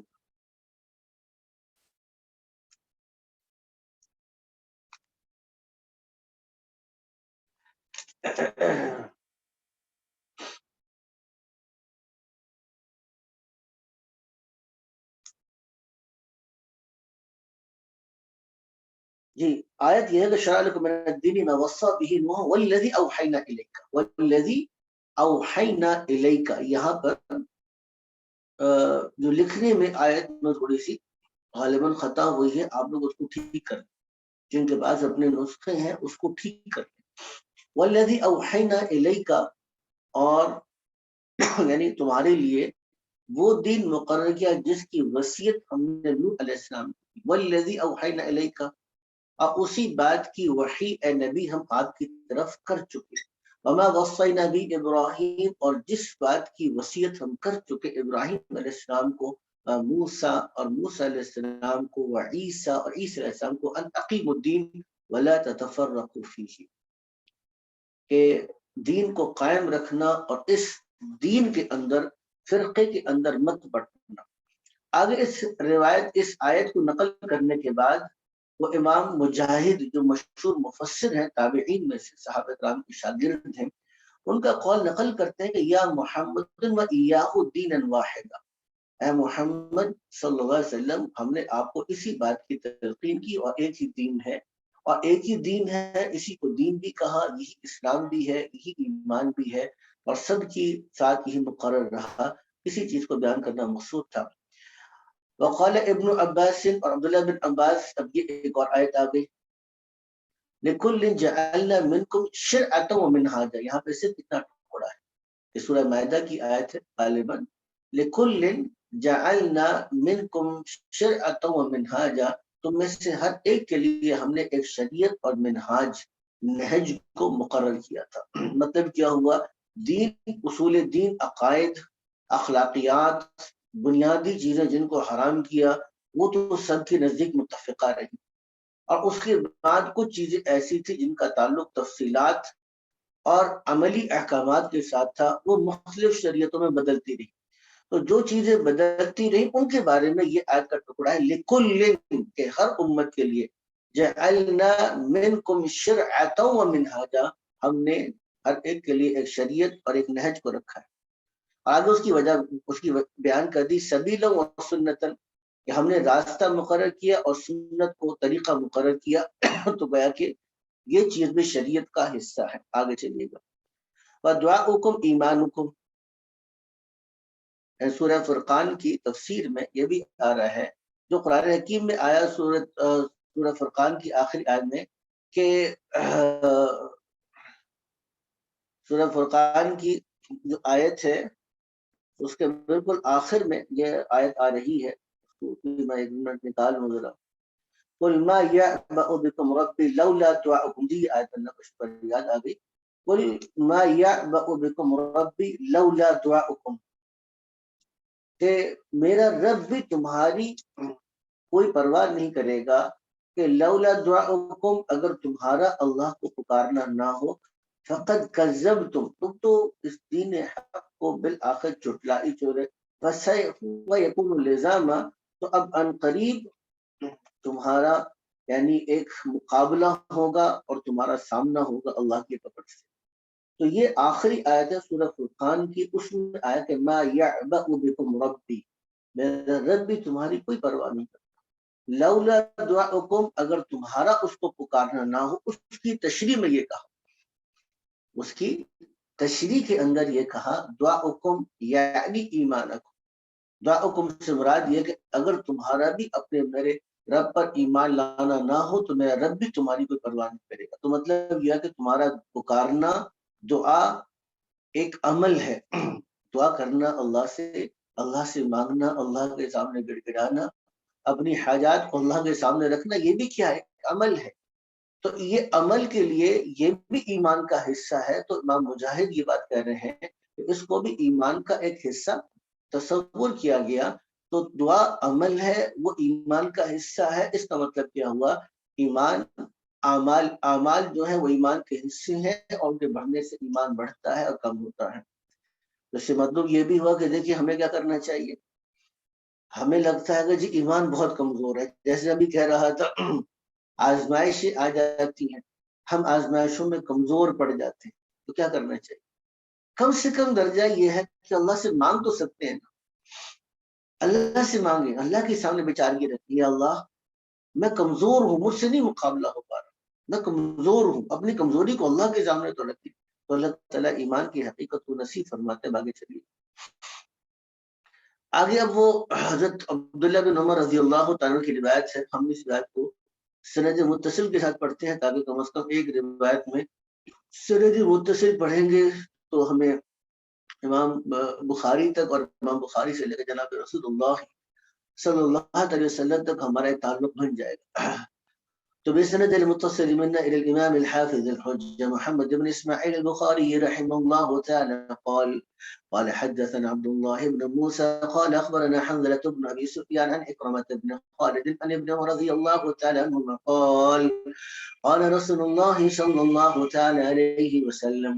عبداللہ بن عمر رضی اللہ تعالیٰ عنہما حضور اکرم صلی اللہ تعالی وسلم سے نقل فرماتے ہیں کہ حضور نے ارشاد میں بنیت اسلام علی خمس، اسلام کی بنیاد 5 چیزوں پر رکھی گئی ہے. یعنی اسلام 5 چیزوں پر تعمیر کیا گیا ہے. شہادت لا الہ الا اللہ، اس بات کی گواہی دینا کہ اللہ کے علاوہ کوئی معبود نہیں. ان محمد رسول اللہ، اور بے شک کہ محمد صلی اللہ علیہ وسلم اللہ کے رسول ہے. اقام الصلاۃ، اور نماز کا قائم کرنا. و ایتاء الزکاۃ، زکوٰۃ کا دینا. والحج، اور حج کرنا. وصوم رمضان، اور رمضان کے روزے رکھنا. اب دیکھیے ایک سوال کہ ان 5 اعمال کی خاصیت کیا ہے، تو اس کا جواب 2 جواب. یہ سوال اپنے پاس لکھ لیجئے گا کہ یہ بار بار ہمیں کہا جاتا ہے کہ ارکان اسلام. ارکان اسلام کے عنوان سے ہم ان ساری چیزوں کو جانتے ہیں، پڑھتے ہیں، بچپن سے پڑھتے آ رہے ہیں. لیکن ان 5 چیزوں کو ارکان اسلام کیوں کہتے ہیں؟ کیا اسلام کے اندر صرف یہ 5 چیزیں ہیں اور کوئی اور چیز نہیں ہے؟ اب دیکھیے یہاں پہ قربانی کا ذکر نہیں ہے. قربانی بھی تو اسلام کا ایک بہت بڑا حکم ہے. اور بہت سے اعمال ہیں ان کا یہاں پہ ذکر نہیں ہے. صدقہ فطر کا یہاں پہ ذکر نہیں ہے. عشر دینے کا یہاں پر ذکر نہیں ہے. تو بہت سے اعمال ایسے ہیں جو خیر کے اعمال ہیں. مساجد کی تعمیر ہے، اس کا یہاں پہ کوئی ذکر نہیں ہے. چلے وہ آپ کہہ سکتے ہیں کہ جی وہ تو آپ یہ کہہ سکتے ہیں کہ چلے مساجد وغیرہ کی تعمیر ہے وہ تو اس میں آ سکتی ہے، لیکن جہاد فی سبیل اللہ کا ذکر نہیں ہے. وہ بہت بڑا حکم ہے. دعوت اور تبلیغ، امر بالمعروف نہی عن المنکر، اس کا ذکر نہیں ہے. بہت بڑا حکم ہے. علم و تعلیم تعلم، دین کے سیکھنے سکھانے کا ذکر نہیں ہے. وہ بہت بڑا عمل ہے. اللہ کے ذکر، تلاوت قرآن کا ذکر نہیں ہے. وہ بھی تو بہت بڑا عمل ہے. تو اعمال تو اسلام کے بہت سے ہیں. یہ 5 چیزوں کو کیوں بیان کیا گیا، یہ سوال پیدا ہوتا ہے. اس کا جو مختصر سا آسان سا جواب میں آپ کو دے دیتا ہوں، جس کو سمجھنا بھی انشاءاللہ آسان ہے، یاد کرنا بھی آسان ہے، بتانا بھی آسان ہے. دیکھیے الفاظ پہ غور کیے گا تو کیا کہا گیا؟ اسلام کی بنیاد 5 چیزوں پر ہے. مطلب یہ ہوا کہ اگر ان 5 پر محنت کر لو گے تو کیا ہوگا؟ ان 5 پر محنت کرنے سے بقیہ احکامات پر عمل کرنا آسان ہو گیا. اور جو یہ 5 نہیں کر سکا وہ تو بالکل ہی فیل ہے نا. یہ جو ایسا ہے کہ ٹیچر کہے کہ دیکھو یہ 5 کانسیپٹس ایسے ہیں ان کو سمجھو گے تو باقی پورے کے پورے چیپٹر سمجھنا آسان ہو جائے. تو دیز آر 5 بیسک کانسیپٹس. اگر کوئی ٹیچر کہے اس کا مطلب یہ ہوگا کہ اگر اس نے یہ 5 کانسیپٹس کلیئر نہیں کیا تو یہ کیا ہے؟ پھر تو سبجیکٹ میں فیل ہی فیل ہے. پھر تو کہیں کوئی بھی سبجیکٹ اس کو سمجھ میں نہیں آئے گا. لیکن 5 اگر اس نے کانسیپٹ سمجھ لیا تب بھی کیا کرنا پڑے گا؟ باقی چیپٹرز کو سمجھنے کی کوشش تو کرنی پڑے گی نا. اور ان چیپٹر سے متعلق اگر کوئی سوال آئے گا تو حل بھی کرنا پڑے گا. تو یہ ایک مسئلہ کہ اگر آپ انہیں 5 پر محنت کر لی تو آپ باقی دین پر بھی عمل کریں گے. 5 پر اگر آپ محنت نہیں کر سکتے پھر تو فیل ہی فیل ہے. اچھا وہ کیسے؟ اب اس کو تھوڑا سمجھیے گا. مشکل نہیں ہے لیکن تھوڑا سا سمجھنے میں اگر توجہ دیں گے تو آسان ہوگی. دیکھیے احکامات شریعت کا تعلق یا تو انسان کے دل سے ہے، جیسے ابھی بات ہو رہی تھی. یقین کہاں پہ؟ دل میں ہے. حسد کا جذبہ کہاں ہے؟ دل میں ہے. شرم دل میں ہے. بے شرمی کا جذبہ دل میں ہے. کسی کی حقارت اور نفرت وہ بھی دل میں ہے. تکبر کہاں ہے؟ دل کے اندر ہے. بخل کہاں ہے؟ مال کو بچا کے رکھنے کا جذبہ وہ بھی دل میں ہے. تنقید، اعتراض، شک، نفاق یہ کہاں ہے؟ یہ بھی دل میں ہے. تو گویا کہ بہت سے احکامات ہیں جن کا تعلق انسان کے دل سے ہے یا باہر سے ہے. تو دل سے ہے تو اس کی سب سے بنیاد کیا گئی؟ شہادت اللہ الہ الا اللہ. تو یہ شہادت اللہ الہ الا اللہ سے گویا کہ اشارہ کر دیا کہ یہ تمہارے دل کی دنیا کو بنائے گا. اور کچھ احکامات ہیں جن کا تعلق انسان کے ظاہر سے ہے. اچھا جن کا تعلق انسان کے ظاہر سے ہے وہ پھر 2 قسم کے ہیں. یا تو کسی کام کے کرنے کا حکم ہے یا کسی کام کے نہ کرنے کا حکم ہے. اب کہا کہ زنا مت کرو، بے حیائی مت کرو، بے شرمی کے کام مت کرو، شراب مت پیو، جھوٹ مت بولو. یہ سارے کون سے احکامات؟ نہ کرنے والے احکامات. تو نہ کرنے کے لیے جتنے احکامات نہ کرنے والے ہیں اس کے لیے ٹریننگ پروگرام آپ کو صوم رمضان دے دیا گیا. روزے کے ذریعے سے آپ کو نہ کرنے والے احکامات کے لیے تیار کیا گیا. اسی لیے فرمایا قرآن حکیم میں لعلکم تتقون، تاکہ تم متقی پرہیزگار بن جاؤ. اچھا جو احکامات کرنے والے ہیں پھر وہ 3 حال سے خالی نہیں ہے. یا تو اس کا تعلق آپ کے بدن سے ہے یا اس کا تعلق آپ کے مال سے ہے یا دونوں سے ہے. اگر اس کے لیے آپ کا تعلق صرف بدن سے ہے جیسے ذکر ہے اس کا تعلق صرف آپ کی زبان سے ہے، تلاوت قرآن ہے اس کا تعلق آپ کی زبان سے ہے، ٹھیک ہے نا. تو بہت سے ایسے احکامات ہیں یا عبادات ہیں جن کا تعلق آپ کی بدن سے ہے. یا آپ کو کسی کو مسکرا کے دیکھنا ہے تو اپنے بھائی کو مسکرا کے دیکھنا بھی کیا ہے؟ اس کا تعلق آپ کے بدن سے ہے. جنازے کے ساتھ جا کے نماز پڑھنا جنازے اس کا تعلق آپ کی بدن کے ساتھ ہے. کسی کی عیادت کرنا اس کا تعلق آپ کی بدن کے ساتھ. تو بہت سے احکامات ایسے جن کا تعلق بدن کے ساتھ ہے. اس کے لیے بنیاد نماز بن جائے گی. نماز قائم کرو گے تو تمام بدنی احکامات پورے کرو گے. اچھا بعض احکامات ہوا جن کا تعلق صرف مال سے ہے. بیوی کا مہر دو اس کا تعلق مال سے ہے. بہنوں کا حصہ دو اس کا تعلق مال سے ہے. فقراء پہ خرچ کرو اس کا تعلق مال سے ہے. مسجد تعمیر کرو اس کا تعلق مال سے ہے. جہاد میں مال خرچ کرو اس کا تعلق مال سے ہے. اب یہ سارے کے سارے حقوق جو مال سے متعلق ہے اس کے لیے زکوٰۃ ٹریننگ پروگرام دے دیا گیا کہ آپ زکوٰۃ ادا کریں گے تو آپ کو مالی عبادات پوری کرنے کی استعداد آپ کے اندر بیدار ہو جائے. اور بعض احکامات وہ ہیں جس میں دونوں چیزیں لگتی ہیں، جیسے جہاد کی بات کر رہا تھا. اب آپ کا بدن بھی لگتا ہے، جسم بھی لگتا ہے اور آپ کا پیسہ بھی لگتا ہے. تو اب ایسے احکامات کو پورا کرنے کے لیے کیا کرنا پڑے گا؟ اس کے لیے حج دے دیا جس میں اب سب کچھ ہے، جامع العبادت ہے. اس میں آپ کا بدن بھی لگ رہا ہے، آپ کی زبان بھی لگ رہی ہے، آپ کی مشقتیں بھی سہ رہے ہیں، آپ کا مال بھی لگ رہا ہے، سب کچھ لگ رہا ہے، قربانی بھی ہو رہی ہے اس کے اندر. تو آپ کو پھر ایک ایسی جامع عبادت دے دی گئی جس میں سب چیز شامل ہو گئی. تو ایک اعتبار سے اگر دیکھا جائے تو یہ 5 چیزیں مکمل ٹریننگ پروگرام ہے. ایسا ٹریننگ پروگرام ہے جو آپ کی دل کی دنیا کو بھی بناتا ہے. اللہ کی نافرمانی سے روکنے کے لیے صوم رمضان کا ٹریننگ پروگرام ہے. اللہ کے حقوق ادا کرنے کے لیے نماز ہے. بندوں کے حقوق ادا کرنے کے لیے جس میں مال ہے اس کے لیے زکوٰۃ ہے. اور ساری چیزوں کو اپنے اندر جمع کرنے کے لیے ایک کمپریہنسو ٹریننگ پروگرام وہ اللہ تعالیٰ نے حج کے طور پہ دے دیا. اس لیے کہا کہ یہ ارکان اسلام. ان سارے ٹریننگ پروگرام سے گزرو گے تو کیا کرو گے؟ پھر انشاءاللہ تعالیٰ ایک اچھے مسلمان بن سکتے ہو. آگے چلیے. باب امور ایمان و قول اللہ، آگے کہا کہ وہ چیزیں جو ایمان سے متعلق ہیں اور اللہ کا ارشاد و فرمان. اب یہاں پر ایک تو آیت کو لے کر آئے، آیت نمبر 177 ہے یہ سورہ بقرہ، آیت نمبر 177 ہے سورہ بقرہ کی. اس میں کیا کہا؟ لیس البر ان تولوا وجوہکم قبل المشرق والمغرب، یہ نیکی کچھ یہی نہیں ہے کہ تم اپنے چہروں کا رخ کر لو مشرق اور مغرب کی جانب، ولیکن البر، لیکن اصل نیکی تو اس آدمی کی ہے جو ایمان لایا اللہ پر، جو ایمان لایا اللہ پر، والیوم الآخر، اور آخرت کے دن پر، والملائکۃ والنبیین، اور انبیاء پر اور فرشتوں پر، آت المال علی حبہ ذوی القربى والیتامى والمساکین، اور اس نے اللہ کی محبت میں مال کو خرچ کیا.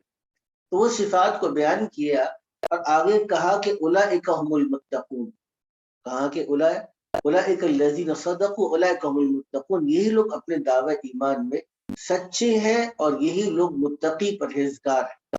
اس آیت کو لا کر امام بخاری رحمۃ اللہ علیہ سب سے پہلے اس بات کی طرف اشارہ کرنا چاہتے ہیں کہ دیکھو نیکی کے اندر سب سے بنیادی چیز کیا ہے؟ ولیکن البر من آمن باللہ.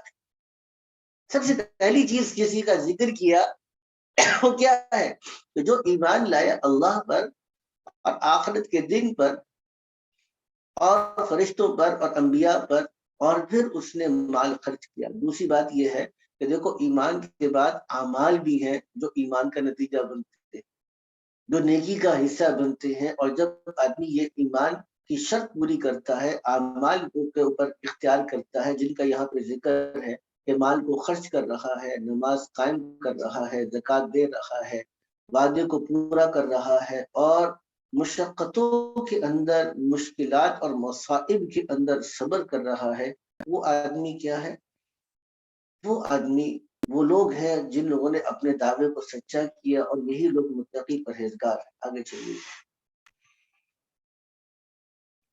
سورۃ المؤمنون کی آیات ہے. قد افلح المؤمنون الذین هم فی صلاتهم خاشعون. قد افلح المؤمنون، وہ لوگ یقیناً، قد افلح المؤمنون، وہ لوگ کامیاب ہو گئے جو ایمان والے. قد افلح المؤمنون، یقیناً کامیاب ہو گئے جو ایمان والے. اور ایمان والے کون سے لوگ ہیں؟ پھر آگے صفات کو بیان کر دیا. ان آیات کو بھی صرف ترجمہ سن لیتے ہیں، آیات کی تشریح اور تفسیر کا تو اس وقت موقع نہیں ہوگا، تو صرف ان آیات کا ایک دفعہ ترجمہ میں آپ کو سنا دیتا ہوں. آگے بیان فرمایا قد افلح المؤمنون الذین هم فی صلاتهم خاشعون، وہ لوگ جو کہ اپنی نماز میں خشوع و خضوع اختیار کرتے ہیں. والذین هم عن اللغو معرضون، اور وہ لوگ جو کہ لغو بیکار باتوں سے اعراض کرتے ہیں. والذین هم للزکاة فاعلون، اور وہ لوگ جو کہ زکوٰۃ پر کاربند ہیں، یعنی زکوٰۃ کو ادا کرتے ہیں. والذین هم لفروجهم حافظون، وہ لوگ جو اپنی عزت کی حفاظت کرتے ہیں. الا علی ازواجهم، مگر حلال راستے اختیار کرتے ہیں یعنی اپنی بیویوں کے ساتھ. او ما ملکت ایمانہم، یا جو ان کی شرعی باندھ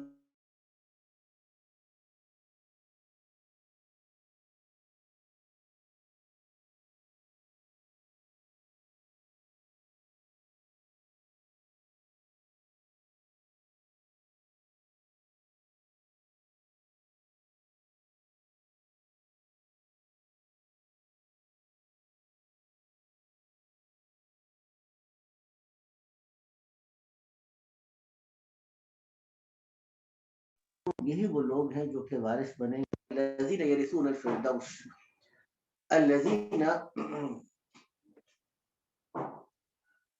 آواز نہیں آ رہی آپ لوگوں کو؟ آواز جی استاد صاحب پہلے نہیں آتی، اب آ رہی. اچھا، گزارش کی گئی تھی کہ اس کا نا میسج کر دیا گیا، ٹھیک ہے نا، جزاکم اللہ خیر. اچھا، پتہ نہیں کیوں آواز نہیں آئی تھی، میں نے میوٹ نہیں کیا تھا، میرا جو بھی ہے. اچھا آگے چلیے گا، تو اس میں بیان فرمایا، دوبارہ سے میں سنا دیتا ہوں پوری آیت تو نہیں. والذین هم لاماناتهم یعصون، اور وہ لوگ جو اپنی امانتوں اور اپنے وعدوں کی نگرانی کرتے ہیں. والذین هم علی الصلوات یحافظون، اور وہ لوگ جو کہ اپنی نمازوں کی حفاظت کرتے ہیں، اولئک هم الوارثون، یہی وہ لوگ ہیں جو کہ وارث بنیں گے۔ تو یہ آیات کو امام بخاری رحمۃ اللہ علیہ یہاں پر لے کر آئے، کس چیز کے لیے؟ اس کا عنوان سے تعلق بہت واضح ہے کہ دیکھو یہ چیزیں ایمان سے متعلق ہیں، ان چیزوں سے مل کر ایمان انسان کا کامل بنتا ہے۔ اسی بات کی طرف اشارہ کرنے کے لیے اب حضرت ابو ہریرہ کی روایت آ رہی ہے، روایت نمبر 8 ہے جو ہمارے نگاہوں کے سامنے ہے، کہ ابو ہریرہ نے نقل کیا ان ابی ہریرہ رضی اللہ تعالی عنہ عن نبی صلی اللہ تعالی وسلم قال الایمان بضع وستون شعبۃ، کہ ایمان 60 اور 60 سے اوپر کچھ شعبے ہیں، یعنی ایمان کی کئی صفات ہیں۔ والحیاء شعبۃ من الایمان، اور حیا بھی کیا ہے؟ ایمان کا ایک شعبہ ہے۔ اس سے جو وضاحت ہو گئی وہ بات بالکل واضح ہو گئی، وہ کیا تھی کہ دیکھیے گا کہ یہ بتا دیا گیا کہ ایمان حیا ایمان کا ایک حصہ ہے۔ اچھا، اب حیا کی کون کون سے یعنی حقیقت کیا ہے؟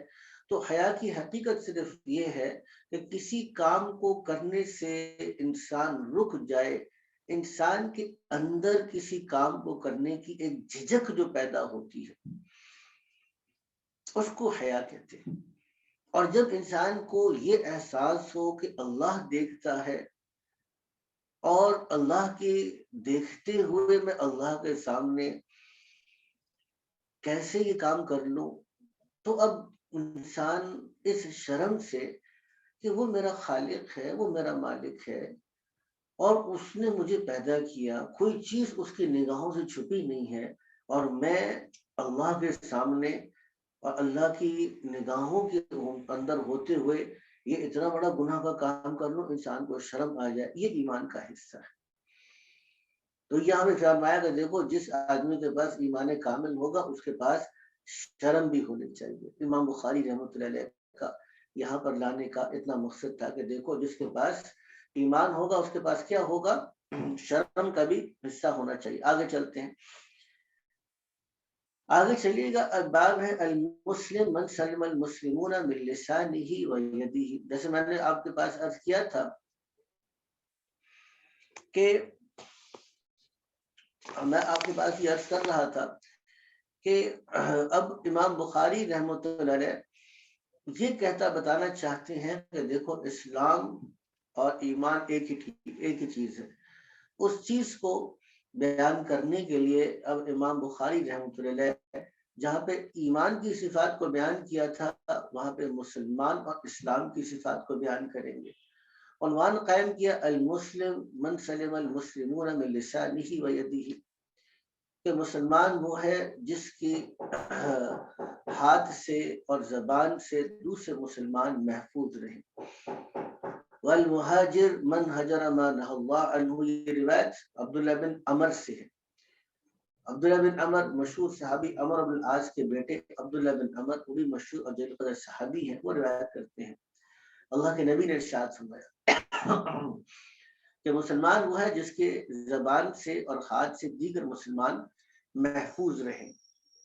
اچھا، اب یہاں پہ دیکھیے گا ایک طرف تو یہ بات کو بیان فرمایا، یہاں پر اس بات کو بیان کیا کہ دیکھیے جہاں پر یہ حقیقت ہے کہ انسان ایمان کی وجہ سے کچھ نیک کام کرے، کچھ نیک صفات اپنے اندر لے کر آئے، تو ایمان کی یہ بھی حقیقت ہے، اسلام کی یہ بھی حقیقت ہے کہ بہت سے کام کرنے سے انسان رک جائے۔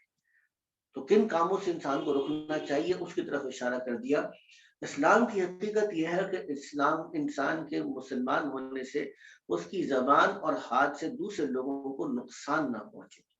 یہاں پہ توجہ دیجیے گا کہ المسلم من سلم المسلمون من لسانہ و یدہ میں ایک بڑا لطیف نقطہ ہے کہ مسلمان کون ہے؟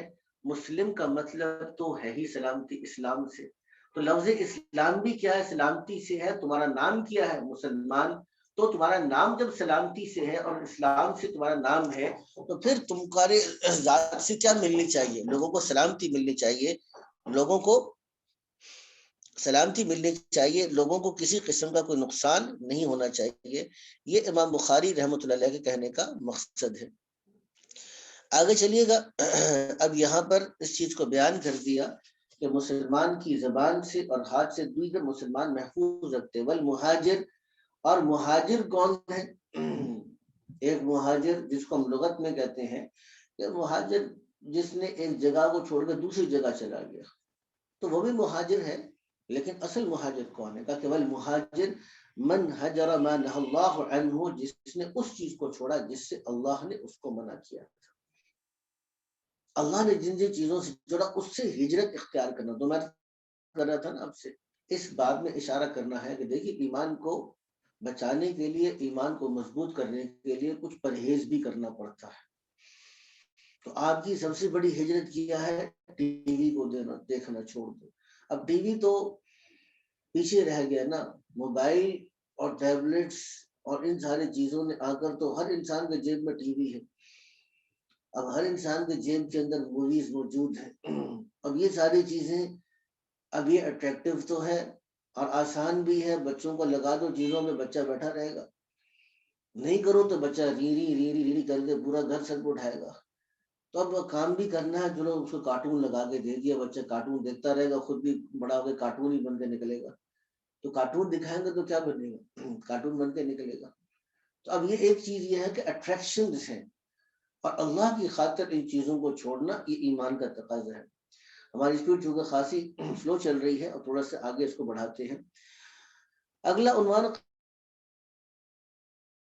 کہ باب ای الاسلام افضل، کون سا اسلام افضل ہے؟ تو حضرت ابو موسیٰ سے پوچھا کہ یا رسول اللہ ای الاسلام افضل، تو فرمایا کہ من سلم المسلمون من لسانیته، اس آدمی کا اسلام سب سے افضل ہے جس کی زبان سے اور ہاتھ سے دیگر مسلمان محفوظ رہے. ہمارے پاس افسوس کی بات یہ ہے کہ ایک تو کچھ ہمارے پاس ایسے ناعاقبت اندیش قسم کے ہمیں رہنما مل گئے جن کا کام ہی یہ ہے کہ اسٹیج پر کھڑے ہو کر غلیظ قسم کی زبان استعمال کرنا. تو ان رہنماؤں کی تربیت سے آپ کی نوجوان نسل ایسی تیار ہوئی جو بلا تکلف کسی کے بارے میں کچھ بھی کہہ سکتی ہے. اور اگر آپ نے خدا نخواستہ ان سے اختلاف کر لیا، پھر تو جو گالی گلوچ اور بے شرم باتیں اور تانوں کے اوپر بوچھاڑ ہوگی اس کا تو کہنے کیا.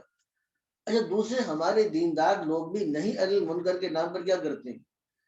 نہیں علی منکر کے نام پر طنز اور تعریض، اور اس کو نہیں علی منکر کہتے ہیں. جی ہم تو اسٹریٹ فارورڈ ہیں. یہ کو نہیں کہتے میں بدتمیز ہوں، صاف صاف کیوں نہیں کہتے کہ میں بدتمیز انسان ہوں؟ یہ اسٹریٹ فارورڈ کا کہنا کیا ہے؟ یہ در حقیقت اپنی بدتمیزی کو چھپانے والی بات ہے، اور یہ کوئی دینداری کی بات نہیں. اللہ کی نبی سے بڑھ کر کوئی حق بات کہنے والا نہیں تھا، لیکن آپ صلی اللہ علیہ وسلم کی بنیادی صرف اللہ نے کیا بیان فرمائی؟ بفضل من اللہ لنت لهم، آپ ایمان والوں کے لیے بڑے نرم پڑ گئے. ولو كنت فظا غلیظ القلب لانفضوا من حولك، دو چیزوں کے نفی فرمائی. ولو كنت فظا، اگر آپ کی زبان سخت ہوتی، غلیظ القلب آپ کا دل سخت ہوتا، لانفضوا من حولك، کہ آپ کے پاس سے چھٹ جاتے. آگے چلیے گا باب اطعام الطعام من الاسلام، کہ کھانے کا کھلانا اسلام میں سے. ایک اور چیز بتائی کہ دیکھو جس کو ایمان ملے گا اس کے دل میں انسانوں کے لیے شفقت ضرور آئے گی. قرآن حکیم کی طرف رجوع کیجیے. اللہ نے کیا کہا؟ فَلَقْتَحَمَ الْعَقَبَةَ، انسان اس دشوار گھاٹی سے نہیں گزر سکا. وَمَا أَدْرَاكَ مَا الْعَقَبَةُ، اور تمہیں کیا خبر کہ وہ دشوار گزار گھاٹی، وہ وادی کون سی ہے؟ پھر آگے اللہ نے خود بیان کیا، وہ کیا ہے؟ فَكُّ رَقَبَةٍ، ایک غلام کو آزاد کرنا. او اطعام، یا کھانا کھلانا. فی یوم، ایک ایسے دن میں. ذی مسغبہ، خود انسان کو اپنے لالے پڑے ہوئے ہو. یتیمن ذا مقربۃ، ایسا یتیم ہو جو قرابت والا بھی ہو. او مسکینن، یا ایسا مسکین ہو. ذا مقربۃ، جو مٹی کے اندر لوٹ پوٹ رہا ہو. ثم كان من الذين آمنوا وتواصوا بالصبر وتواصوا بالمرحمة، پھر وہ ہو جائے گا ان لوگوں میں سے جو ایمان لائے، وتواصوا بالصبر، اور صبر کی تلقین کرتے رہے، اور آپس میں رحم کی تلقین کرتے رہے. یعنی یہ صفات کرے گا تو پھر وہ میں داخل ہوگا. اب یہاں پہ اس چیز کو بیان کیا، دیکھیے گا کہ اطعام الطعام من الاسلام، جب وقت پورا ہو جائے نا، یعنی جب 25 ہو جائے تو مجھے بتا دیجیے گا، کیونکہ گھڑی میرے سامنے نہیں ہے اس وقت. یہاں پر ایک آدمی نے حضور سے پوچھا باب اطعام الطعام میں، اور عبداللہ بن عمر کی روایت ہے کہ ان رجلا سأل النبی صلی اللہ علیہ وسلم ای الاسلام خیر، کون سا اسلام بہتر ہے؟ تو حضور نے فرمایا قال تطعم الطعام، تم لوگوں کو کھانے کھلاؤ، وتقرأ السلام علی من عرفت ومن لم تعرف، اور لوگوں کو سلام کرو، جس کو جانتے ہو اس کو بھی اور جس کو نہیں جانتے اس کو بھی. تو معلوم یہاں سے اب دوسری بات شروع کر دی، اور وہ یہ تھی کہ ایمان کا حاصل یہ ہے کہ انسان کو لوگوں کے ساتھ اس کے تعلقات بہتر ہونا شروع ہو جائے، لوگوں کی ضرورت، لوگوں پہ شفقت، انسانیت کی تکلیف اس کے دل کے اندر آئے. یہ انسان کی ایمان کی علامت ہے. اس پر وہ شعر بھی ہے نا، اصل بات یہ ہے جس سے محبت ہوتی ہے نا اس کی ہر چیز سے محبت ہوتی ہے.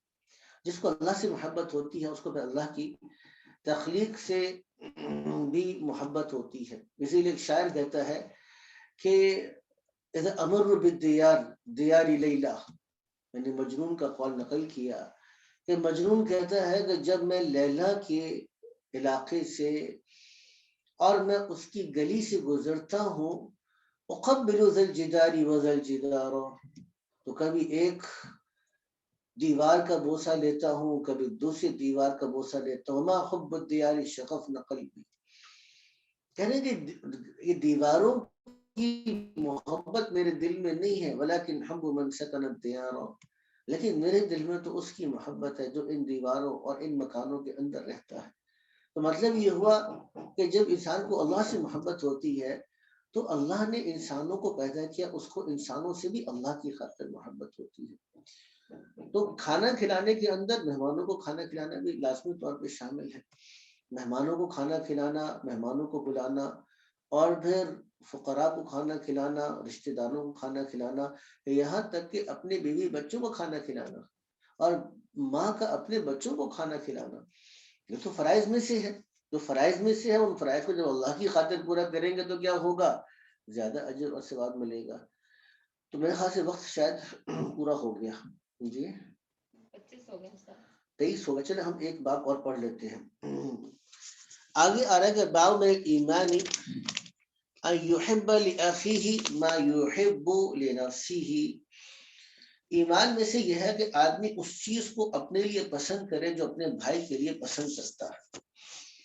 یہاں پر آگے چلیے، انس رضی اللہ تعالیٰ عنہ، انس بن مالک حضور سے نقل کرتے ہیں لا یؤمن احدکم، تم میں سے کوئی آدمی ایمان والا نہیں ہو سکتا حتی یحب لاخیہ ما یحب لنفسہ، جب تک وہ اپنے ذات کے لیے بھی وہی چیز، اپنے بھائی کے لیے وہی چیز پسند کرے جو اپنی ذات کے لیے پسند کرتا ہے. مطلب یہ ہوا کہ اگر کوئی آدمی یہ چاہتا ہے کہ وہ ایمان کے کامل درجے کو پہنچے، تو پھر جب تک کہ وہ اپنے بھائی کے لیے وہ پسند نہ کرے جو اپنے لیے پسند کرتا ہے تو اس وقت تک آدمی ایمان کے کامل درجے میں نہیں پہنچ سکتا. آگے چلیے گا باب حب الرسول من الایمان. اب آگے اگلی بات بیان کی کہ رسول کی جو محبت ہے وہ ایمان کا حصہ ہے. اس کو بھی ایک دفعہ پڑھ لیتے ہیں. حضرت ابو ہریرہ رضی اللہ تعالیٰ عنہ نقل کرتے ہیں کہ حضور نے ارشاد میں والذی نفسی بیدہ، قسم اور ذات کی جس کے قبضہ قدرت پہ میری ذات ہے، لا یؤمن احدکم حتی اکون احب الیہ من والدہ وولدہ، اور دوسری جگہ پر آتا ہے والناس اجمعین. دیکھیں نیچے والی جو روایت ہے اس میں والناس اجمعین کا اضافہ بھی صحیح روایت کے اندر ہے. تم میں سے کوئی آدمی اس وقت تک مومن نہیں ہو سکتا یہاں تک کہ میں اس کو محبوب ہو جاؤں اس کے والد سے اور اس کی اولاد سے اور سارے کے سارے انسانوں سے. بس یہاں پر اتنی بات سمجھ لیجیے گا، آج ہمارا اس پر سبق ختم ہو رہا ہے کہ دیکھیے ایک ہے محبت عقلی اور ایک ہے محبت طبعی.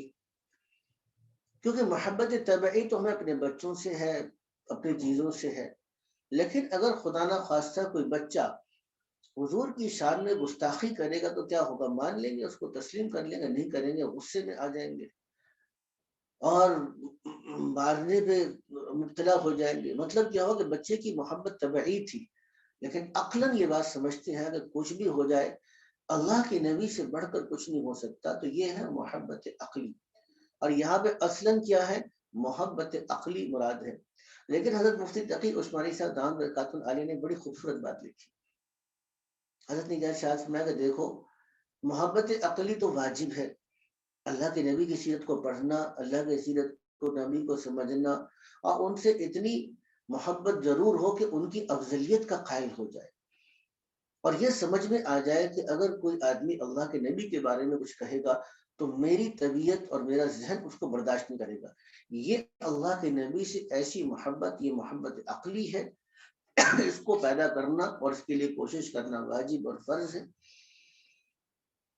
لیکن اگر آپ کثرت کے ساتھ درود شریف پڑھتے رہیں تو کیا ہوتا ہے؟ محبت عقلی کے ساتھ ساتھ محبت طبعی بھی پیدا ہو جاتی ہے کہ پھر انسان کو ایسی حضور سے محبت اور ایسا اشتیاق آپ کی دیدار کا کہ بچوں کا دیدار اتنا محبوب نہیں ہوتا جتنا اللہ کے نبی کا دیدار محبوب ہوتا ہے۔ اور اللہ کے نبی کی پاس پہنچنا اور ان کے در پہ حاضری دینا دنیا مافیہ سے انسان کو محبوب ہو جاتا ہے۔ فرض میں کر رہا تھا مفتی تقی عثمانی نے کہا کہ بھئی دیکھو، محبت طبعی اختیار میں نہیں ہے، لیکن کچھ اسباب ہیں جو محبت طبعی کے ہیں، ان کو تو اختیار کر سکتے ہو۔ جیسے میں نے ایک بیان کیا، درود شریف کا پڑھنا۔ کثرت سے درود شریف پڑھو گے تو کیا ہوگا؟ محبت طبعی بھی پیدا ہو جائے گی، ایسی محبت کے بچوں سے بڑھ کر، اپنی راحت سے بڑھ کر، دنیا کی ہر چیز سے بڑھ کر اللہ کے نبی سے محبت ہوگی، تو اس کی بھی تو کوشش کرو، کیونکہ اللہ کے نبی نے کیا کہا؟ تم میں سے کوئی آدمی اس وقت تک مومن نہیں ہو سکتا یہاں تک کہ میں اس کو محبوب ہو جاؤں، اس کے والدین سے، اس کی اولاد اور سارے کے سارے انسانوں سے۔ تو یہاں پر دونوں محبت مراد ہو سکتی ہیں، محبت عقلی اور محبت طبعی۔ تو یہاں پہ آ کے آج ہمارا سبق ختم ہوا۔ اب میں ریکارڈنگ کو سٹاپ کر